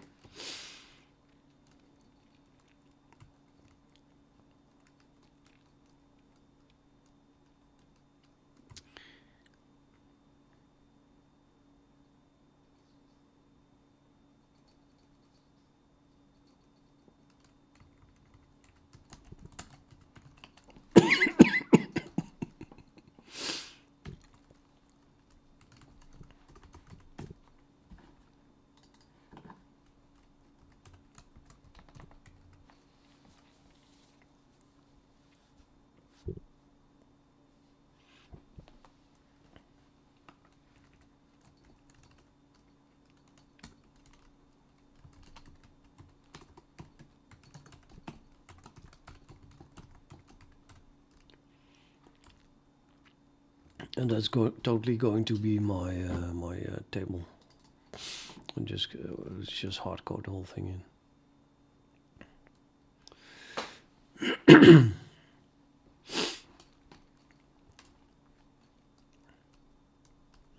Yeah, the const expression doesn't have to be a const expression always. And if it is not a const expression, I don't want to encode the whole table. Really, not the whole table in my executable. That is not in the header, because then it ends up in every. Well, that's probably not true. It's a template. That probably also gets short-circuited out anyway by the linker. So you only end up with one table and the whole executable. So it doesn't really matter if you put it in a header or if you link some object file that contains it. In the end, you will just get the whole table in your executable. Yeah, I think compilers these days are smart enough, right? I don't have to jump through hoops, I think, to make sure that the linker does its work, because assuming the linker doesn't do its work. So I'm going to copy this whole thing.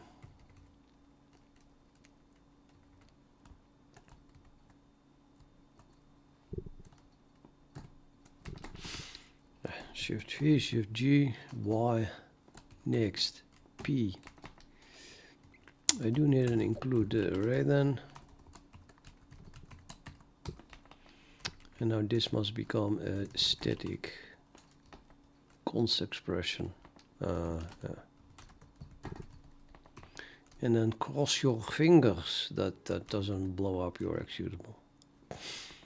And I probably should put it in the namespace math as well.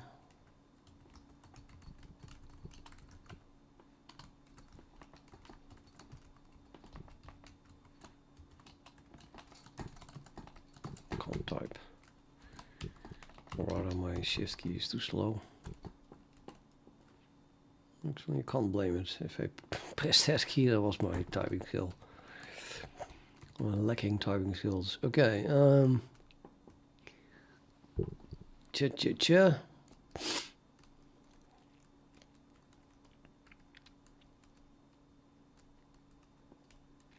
So we have the table now as a const expression, which means I should be able to make a const expression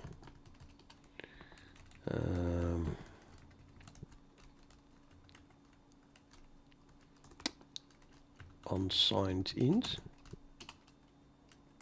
and choose k int n comma int k.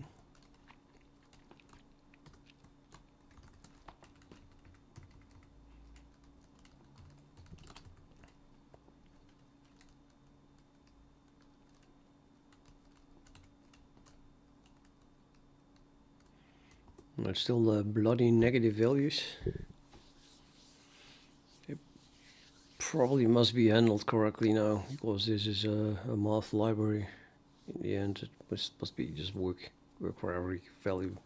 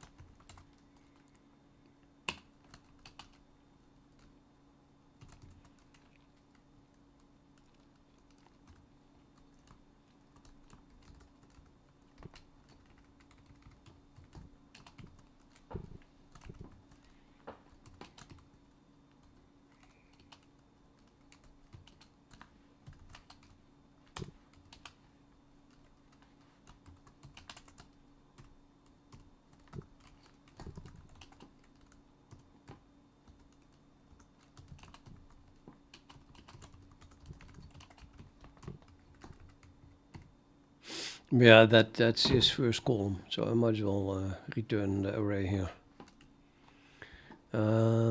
This is not supported. It's not part of the table. So everything outside the table is 0. But k is 0 is just the first column. So.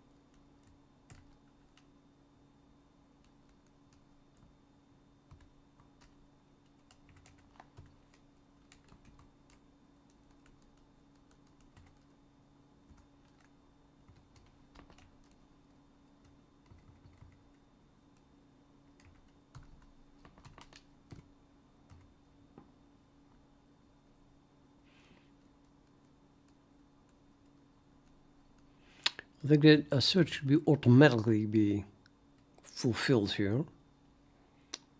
Well, maybe not the n value, not. Yeah. Okay. So, but if n was, if n is the right value, small enough,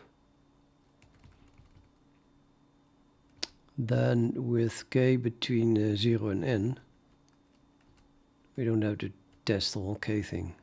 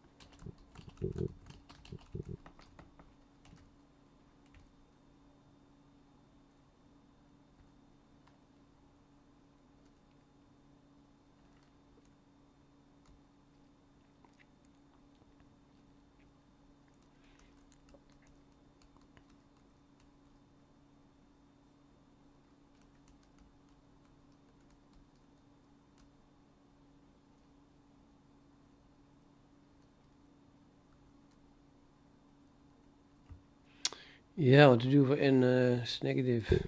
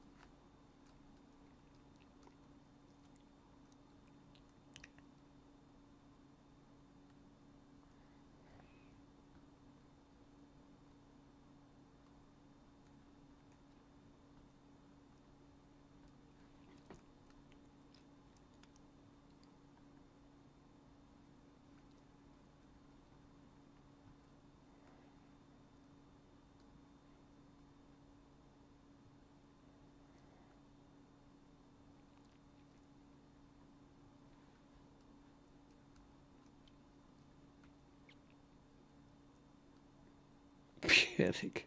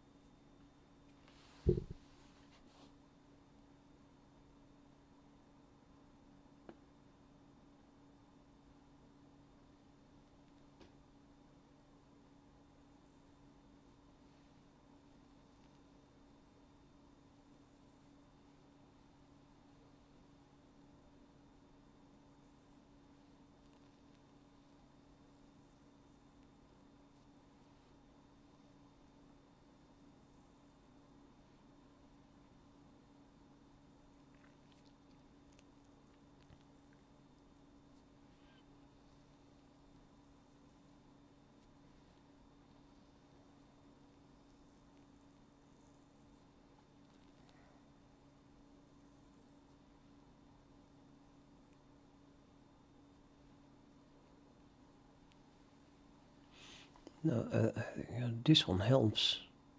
If n is no, wait a minute. If n is negative, then this is positive.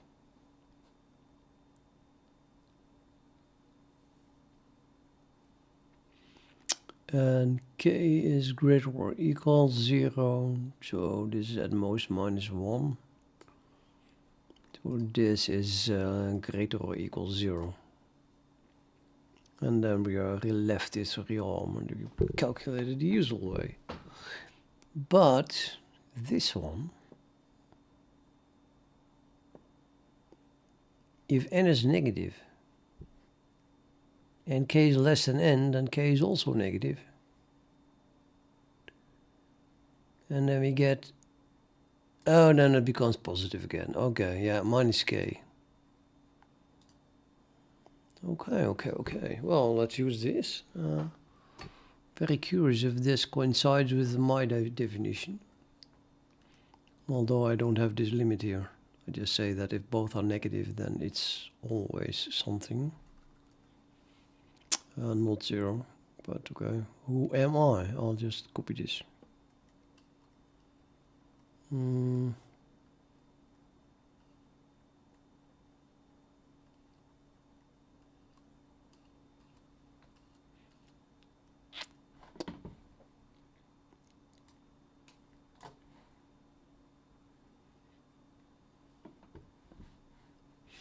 Well, here's what I said.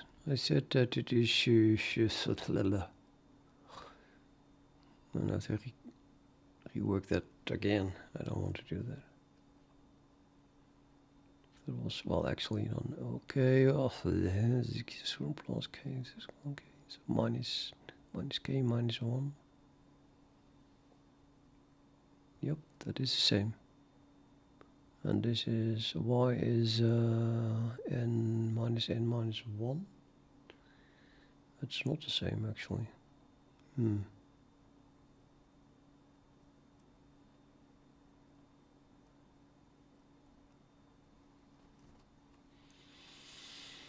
Yeah.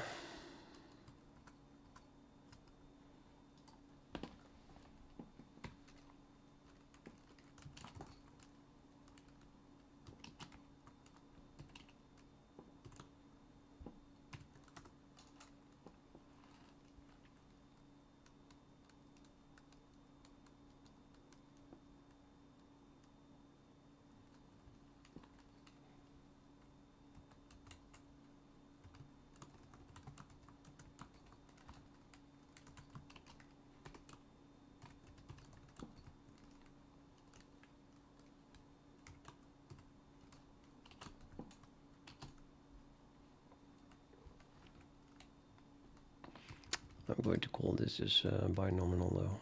There's nothing to choose if you have negative stuff.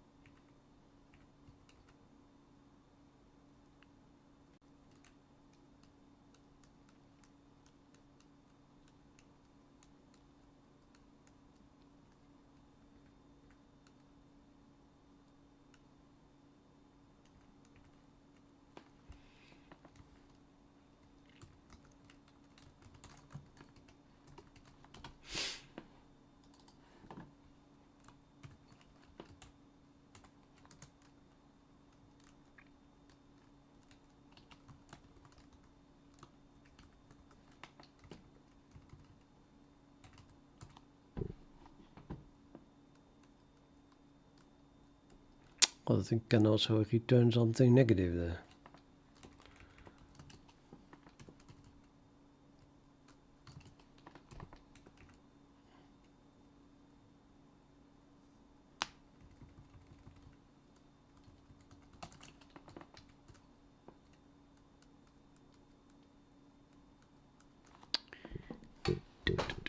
Does that still fit in a...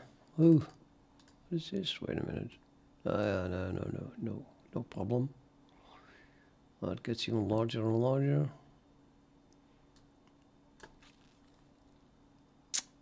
What is 1.3 billion? 1.8 billion? Ouch, 2.2 billion. That doesn't fit in an... 2.3. Shit. This one doesn't definitely not fit in an signed integer.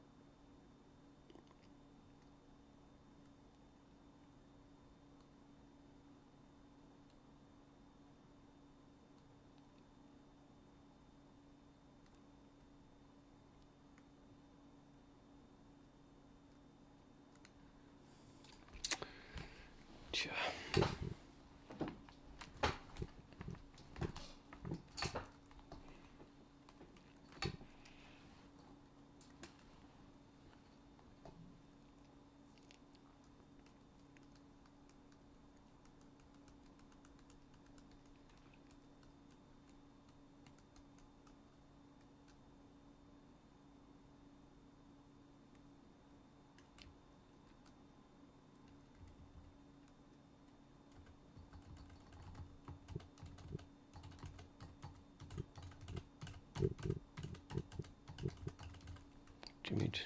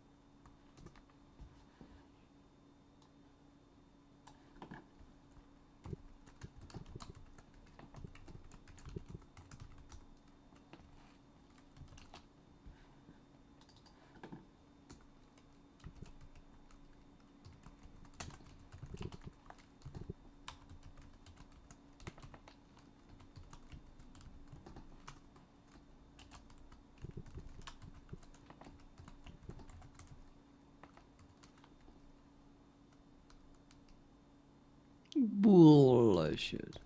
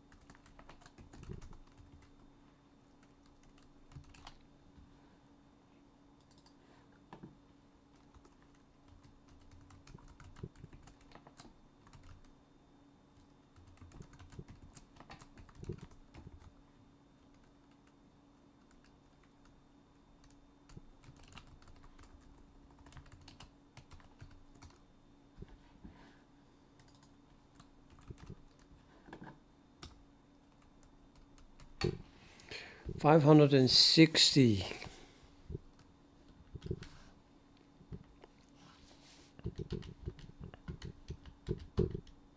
That is correct.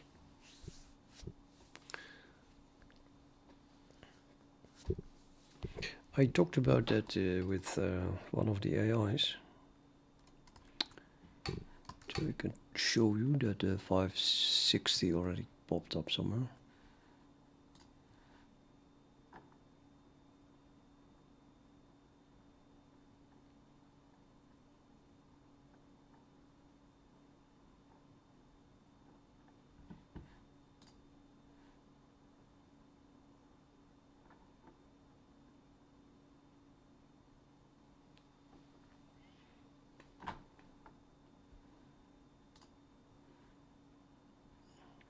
Yeah, 560.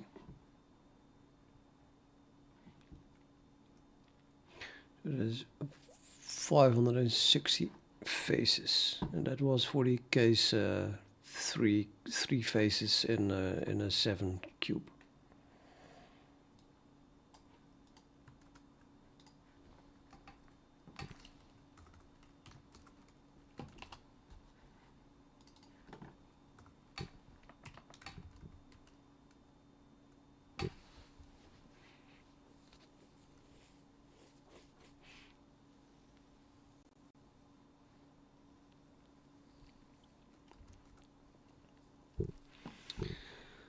Yeah. So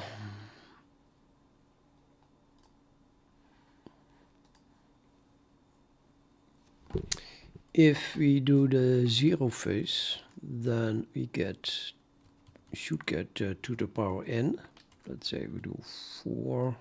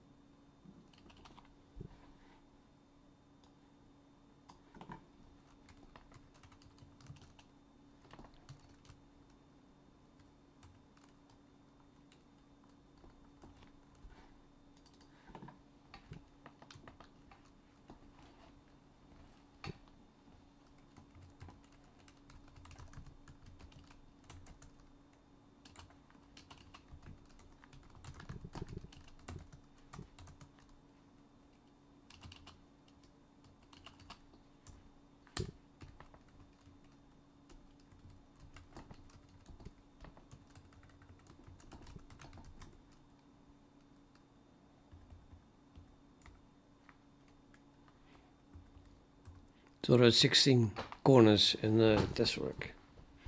It is cracked to the power 4.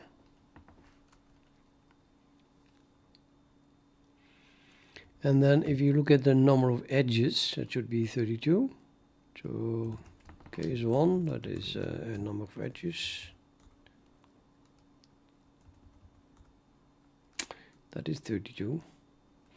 And in that case, every edge has, drumroll, 2 corners, because an edge is between 2 corners. So I could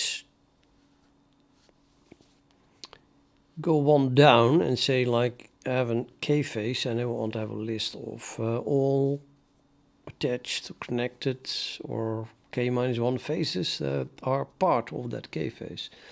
Yeah, you could say that, part of. So if I have an edge, then I want to have all corners that are part of that edge. And that means that that number would be 2.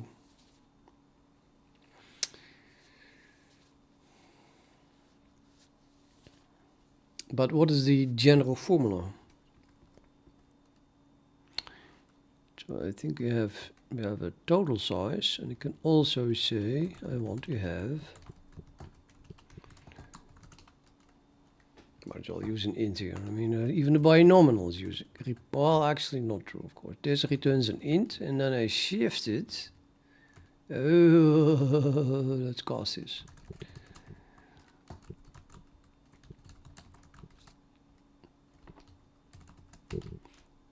Otherwise the shift fails.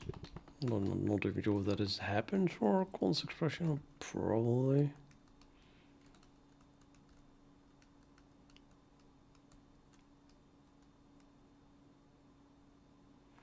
In n minus k is going to be 100% sure less than 32. Otherwise the binomial could not even have been calculated. Okay, how are we going to call this? So that is the number of k-1 faces that the k-face with n and k that are given is a part of the, how do you call that? Let's call it children, number of children.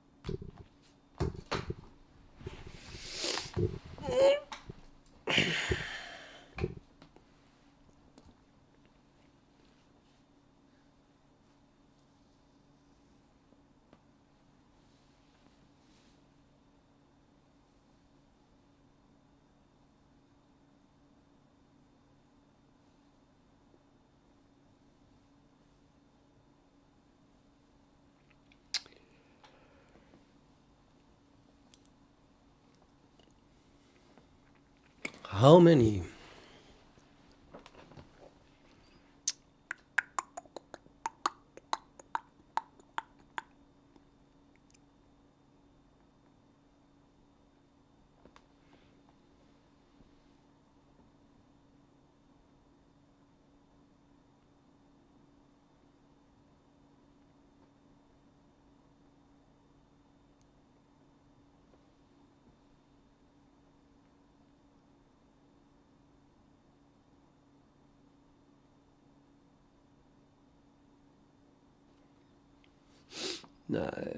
Fixed coordinates just don't count anymore.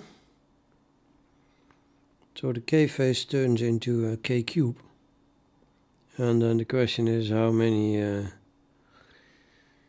k-1 faces does it have? So the whole thing collapses into how many n-1 faces does an n cube have?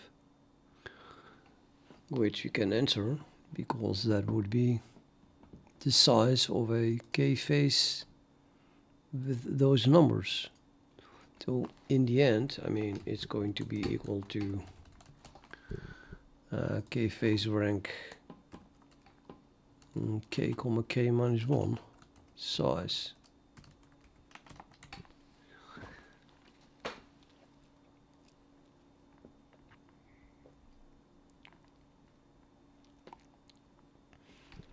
because the k phase itself is an n cube with k dimensions, and then we pick one dimension lower.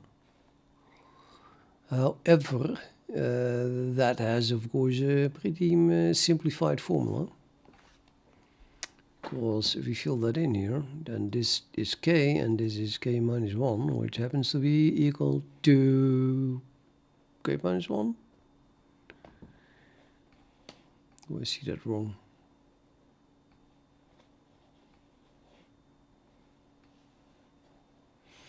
And then we have to shift it by 1 to show times 2. So the result here is something like, well, 2 times k or something like that. And then plus or minus something, so you need only one check, and then we know the formula. For example, how many corners does an edge have? Well, the answer was 2. So if k equals 1, which is an edge, then independent of n, the result here should be 2, because every edge has 2 corners. And we're going to multiply with 2. Already decided that. There was that shift here. So I need something that is 1, which is the k. So it's 2 times k.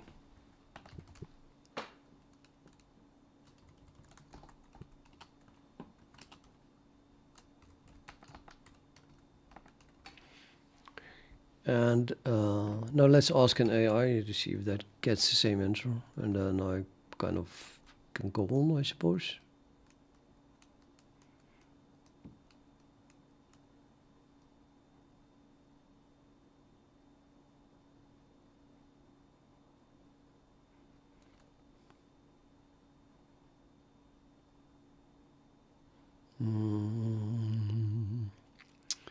Not even sure how to ask that.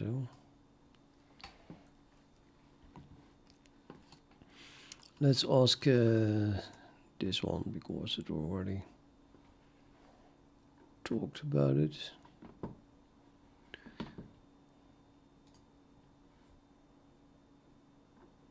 No, not really. Let's ask this one then.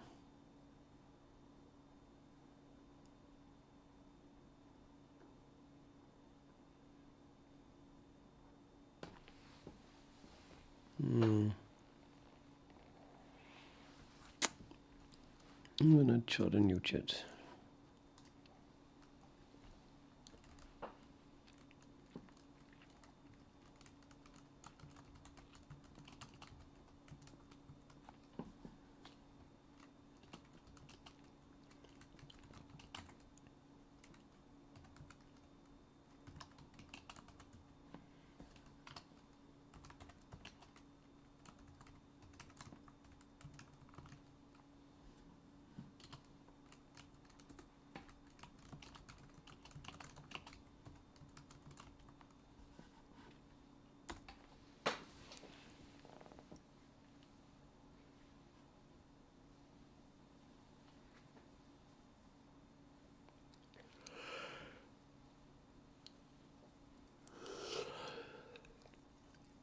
Okay, well, that was fast.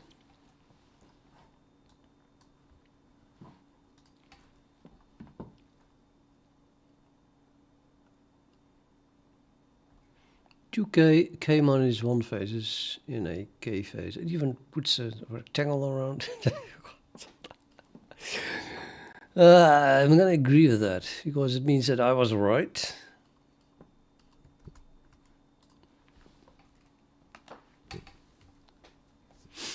Okay, so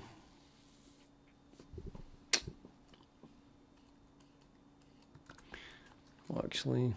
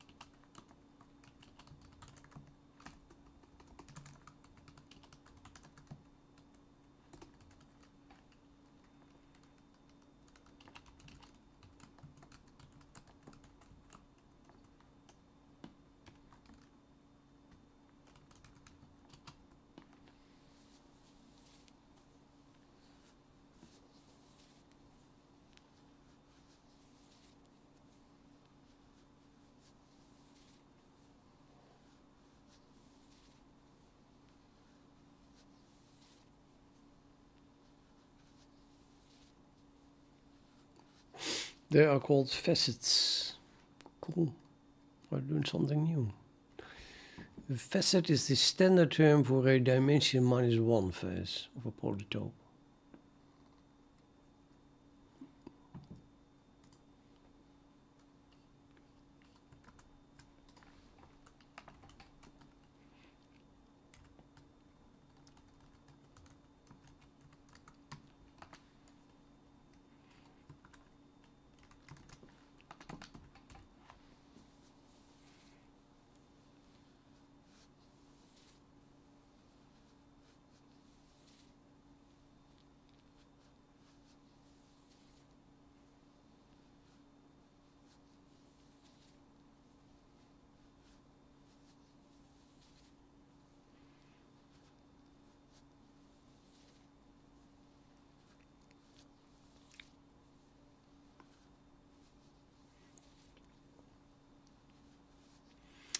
Yeah, I have to eat some point. I think I'm gonna put something in the oven. I'll be right back.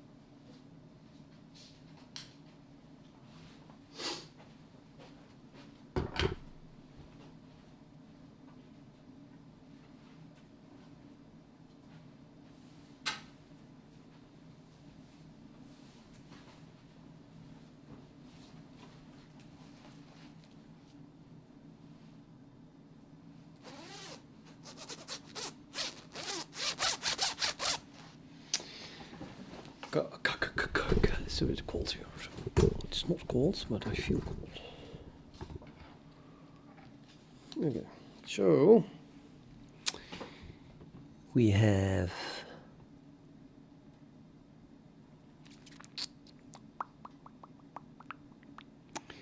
I want a formula that returns a list with all the k-phase rank of one lower k-phase rank. So but I return an array because we know the size. Standard array k-phase rank n, comma k -1. That's going to be a problem if k is 0 though. Negative. Maybe I should just use k-phase rank only for k. No, I don't know what to do.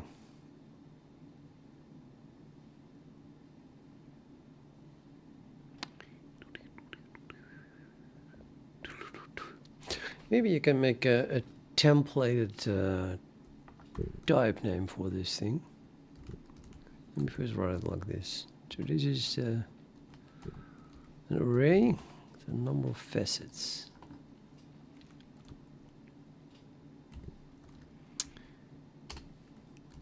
And just get facets. Not really. Facet indexes, I don't know. Seems to be one is British and the other one is American. I think indexes is American. Or so I was told.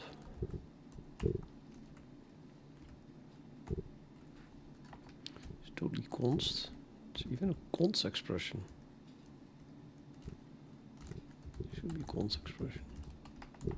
The compiler's gonna have a very hard time at some point. It is const expression. I can't help it. Do I need to include a... Nah. come on. Array has been known by the Pascal triangle, for example. But yeah. Okay, thus this is problematic because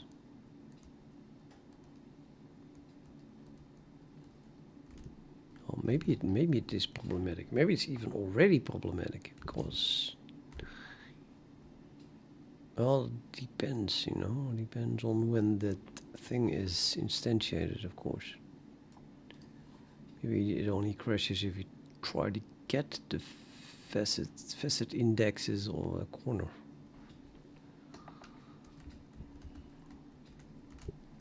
Let's see if this is a problem. It doesn't boom. Well, now we're going to print it.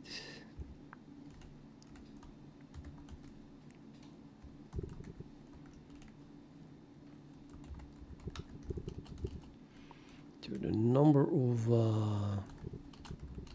k faces of an n cube.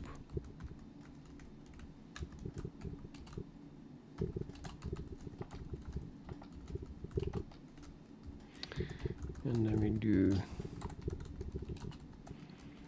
a number of facets of such k face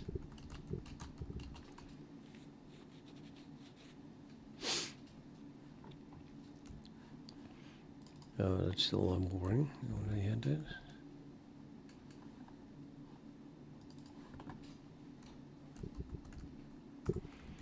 DC notice.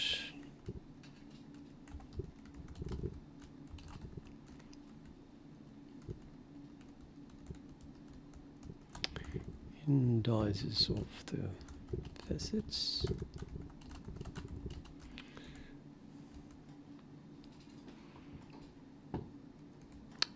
Or I suppose that the whole thing is even static then. No, this is not static. This actually requires to know which one it is, otherwise you can't return the numeric values of the rank. So let's call this a k-face rank object, and then we're gonna call on that object facet indexes.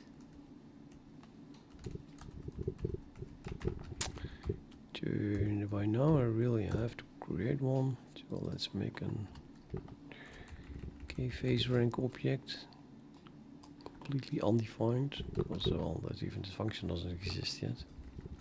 I just want to see if it blows up, or that we just get a link here.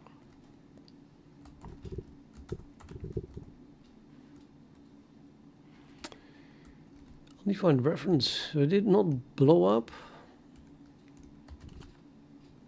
Apparently. Interesting.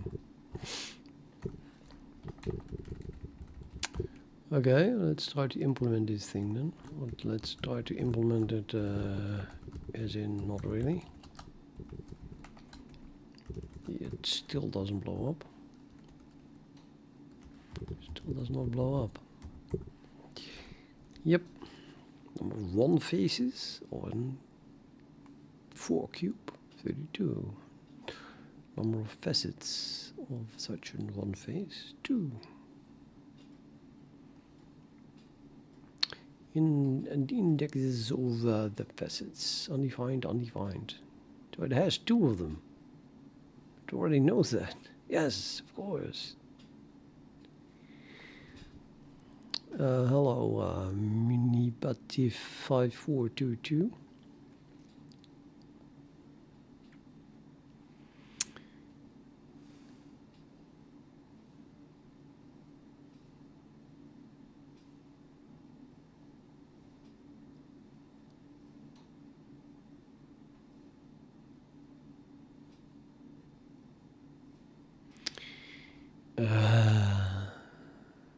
So you ask, what are you building? I'm building K-phase tests. Well, just have built it. So this is building, and that's how it's called. What framework and library are you using?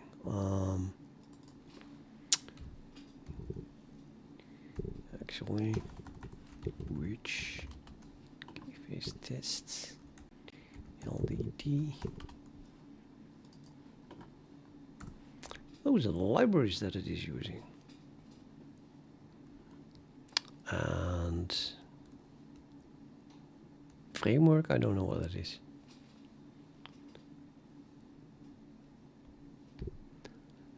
How do you learn a library or a framework? Well, I don't know what framework is. How do you know learn a library? I'll look at the documentation. And examples. So download the source code of the library and then I'll look at the examples. And these days, might even ask an AI to write simple examples.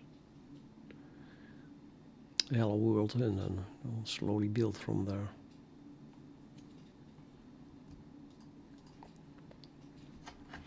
I'm more like a library writer myself.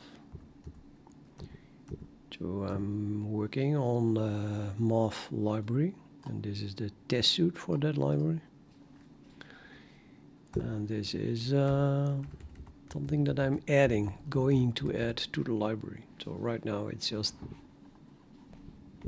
floating here in a test object, but eventually when it gets mature, I will move it to a header of the library, and then other programs can use it. I push it to GitHub. It ends up in my math submodule.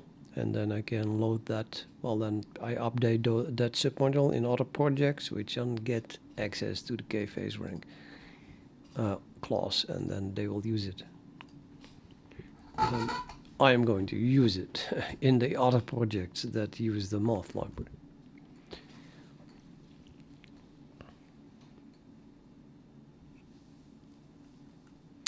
Yep, everything is hard. You have to not be scared of doing difficult stuff and not understanding something, and then just keep trying and keep trying and keep trying. And never give up. And then you'll learn something. It's mostly, you know, the amount of time and effort that you put into something. You cannot learn something in an easy way. It just takes a lot of time.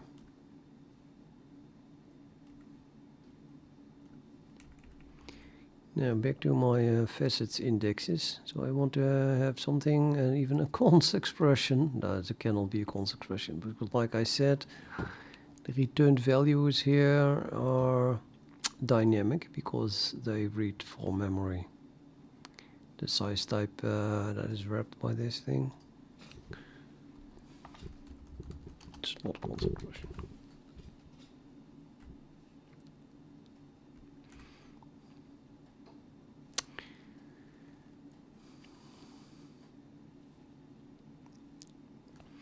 So what you have here is a single size type wrapped in this vector index that encodes a K-phase, and then that K-phase has 2K facets, and then each of those facets can be ranked again, as in we can encode them into their own vector indexes. So we go two ways. We go from the vector index to something, and then from that something is then split up into the facets, and then each of those facets are encoded again into their own vector index. So this is not simple.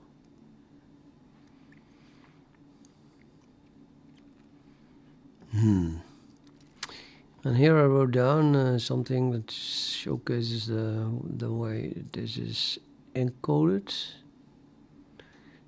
if this is a binary representation of the vector index that we have.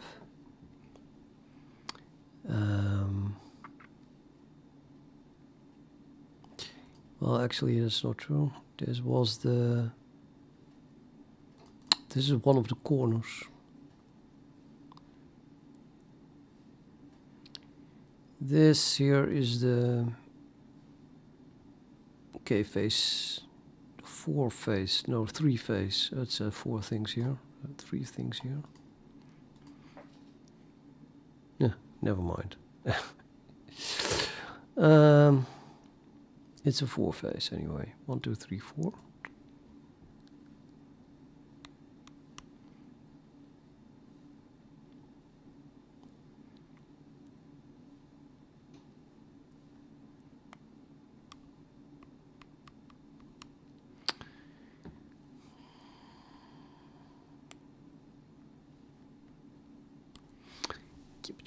So I have this encoding and I want to find, at the very least, these numbers, 2, 6, 9 and 10.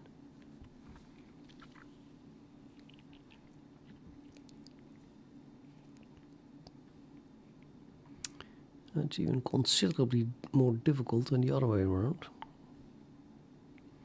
If I already have 2, 6, 9 and 10, then I can use this formula to get my rank, and the rank is then that number. This number.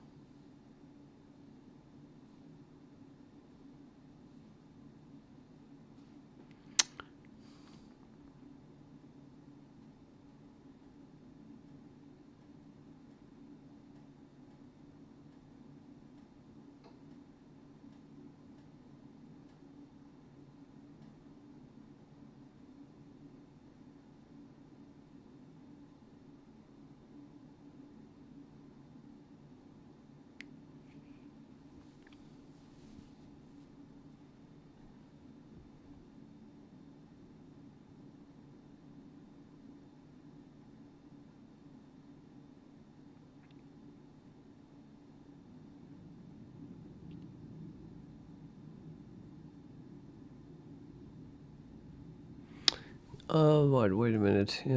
This is...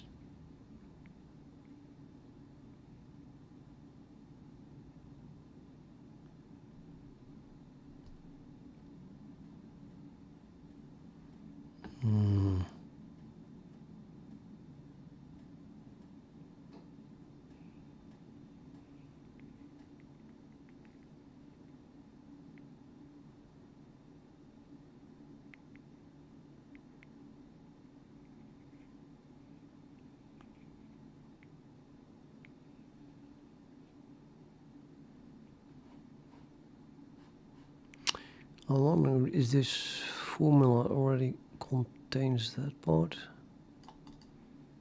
I don't think so.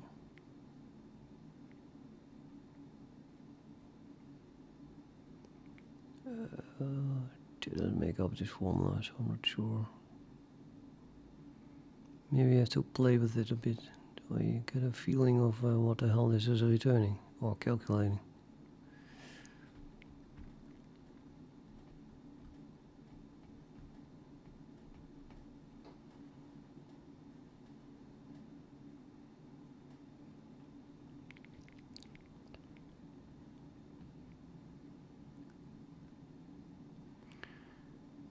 We calculate a tuple of k values. Those are x's. They are always between 0 and n.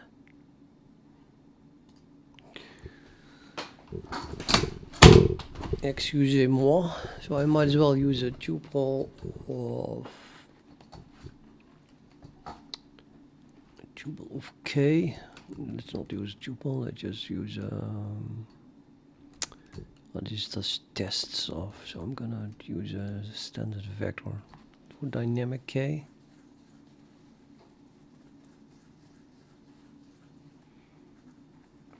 not sure. So much stuff is already const expression. It requires a recompilation. I can't make a for loop here over k and n. It's just gonna be annoying, I bet.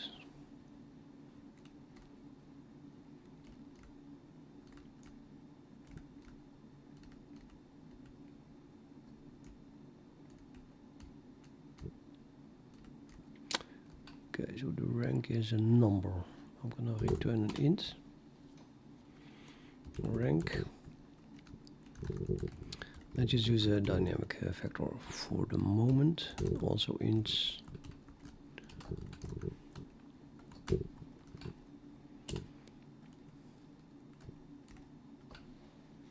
Let's call these face axis.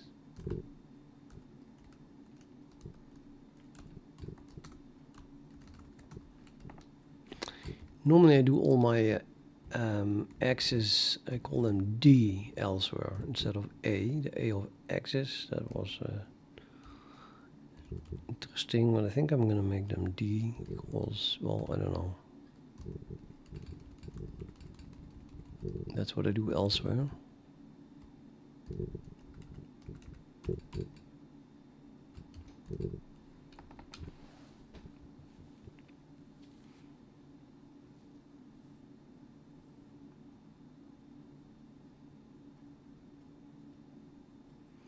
Could also make this a bit mask to begin with, of course.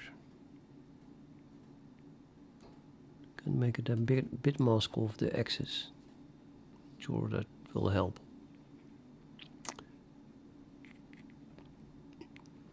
You have to loop over it. You have to loop over all them. That is here. This is sum. But then the I is used only as index in the 4D. So really we loop over the values of D. You can do that with bit set.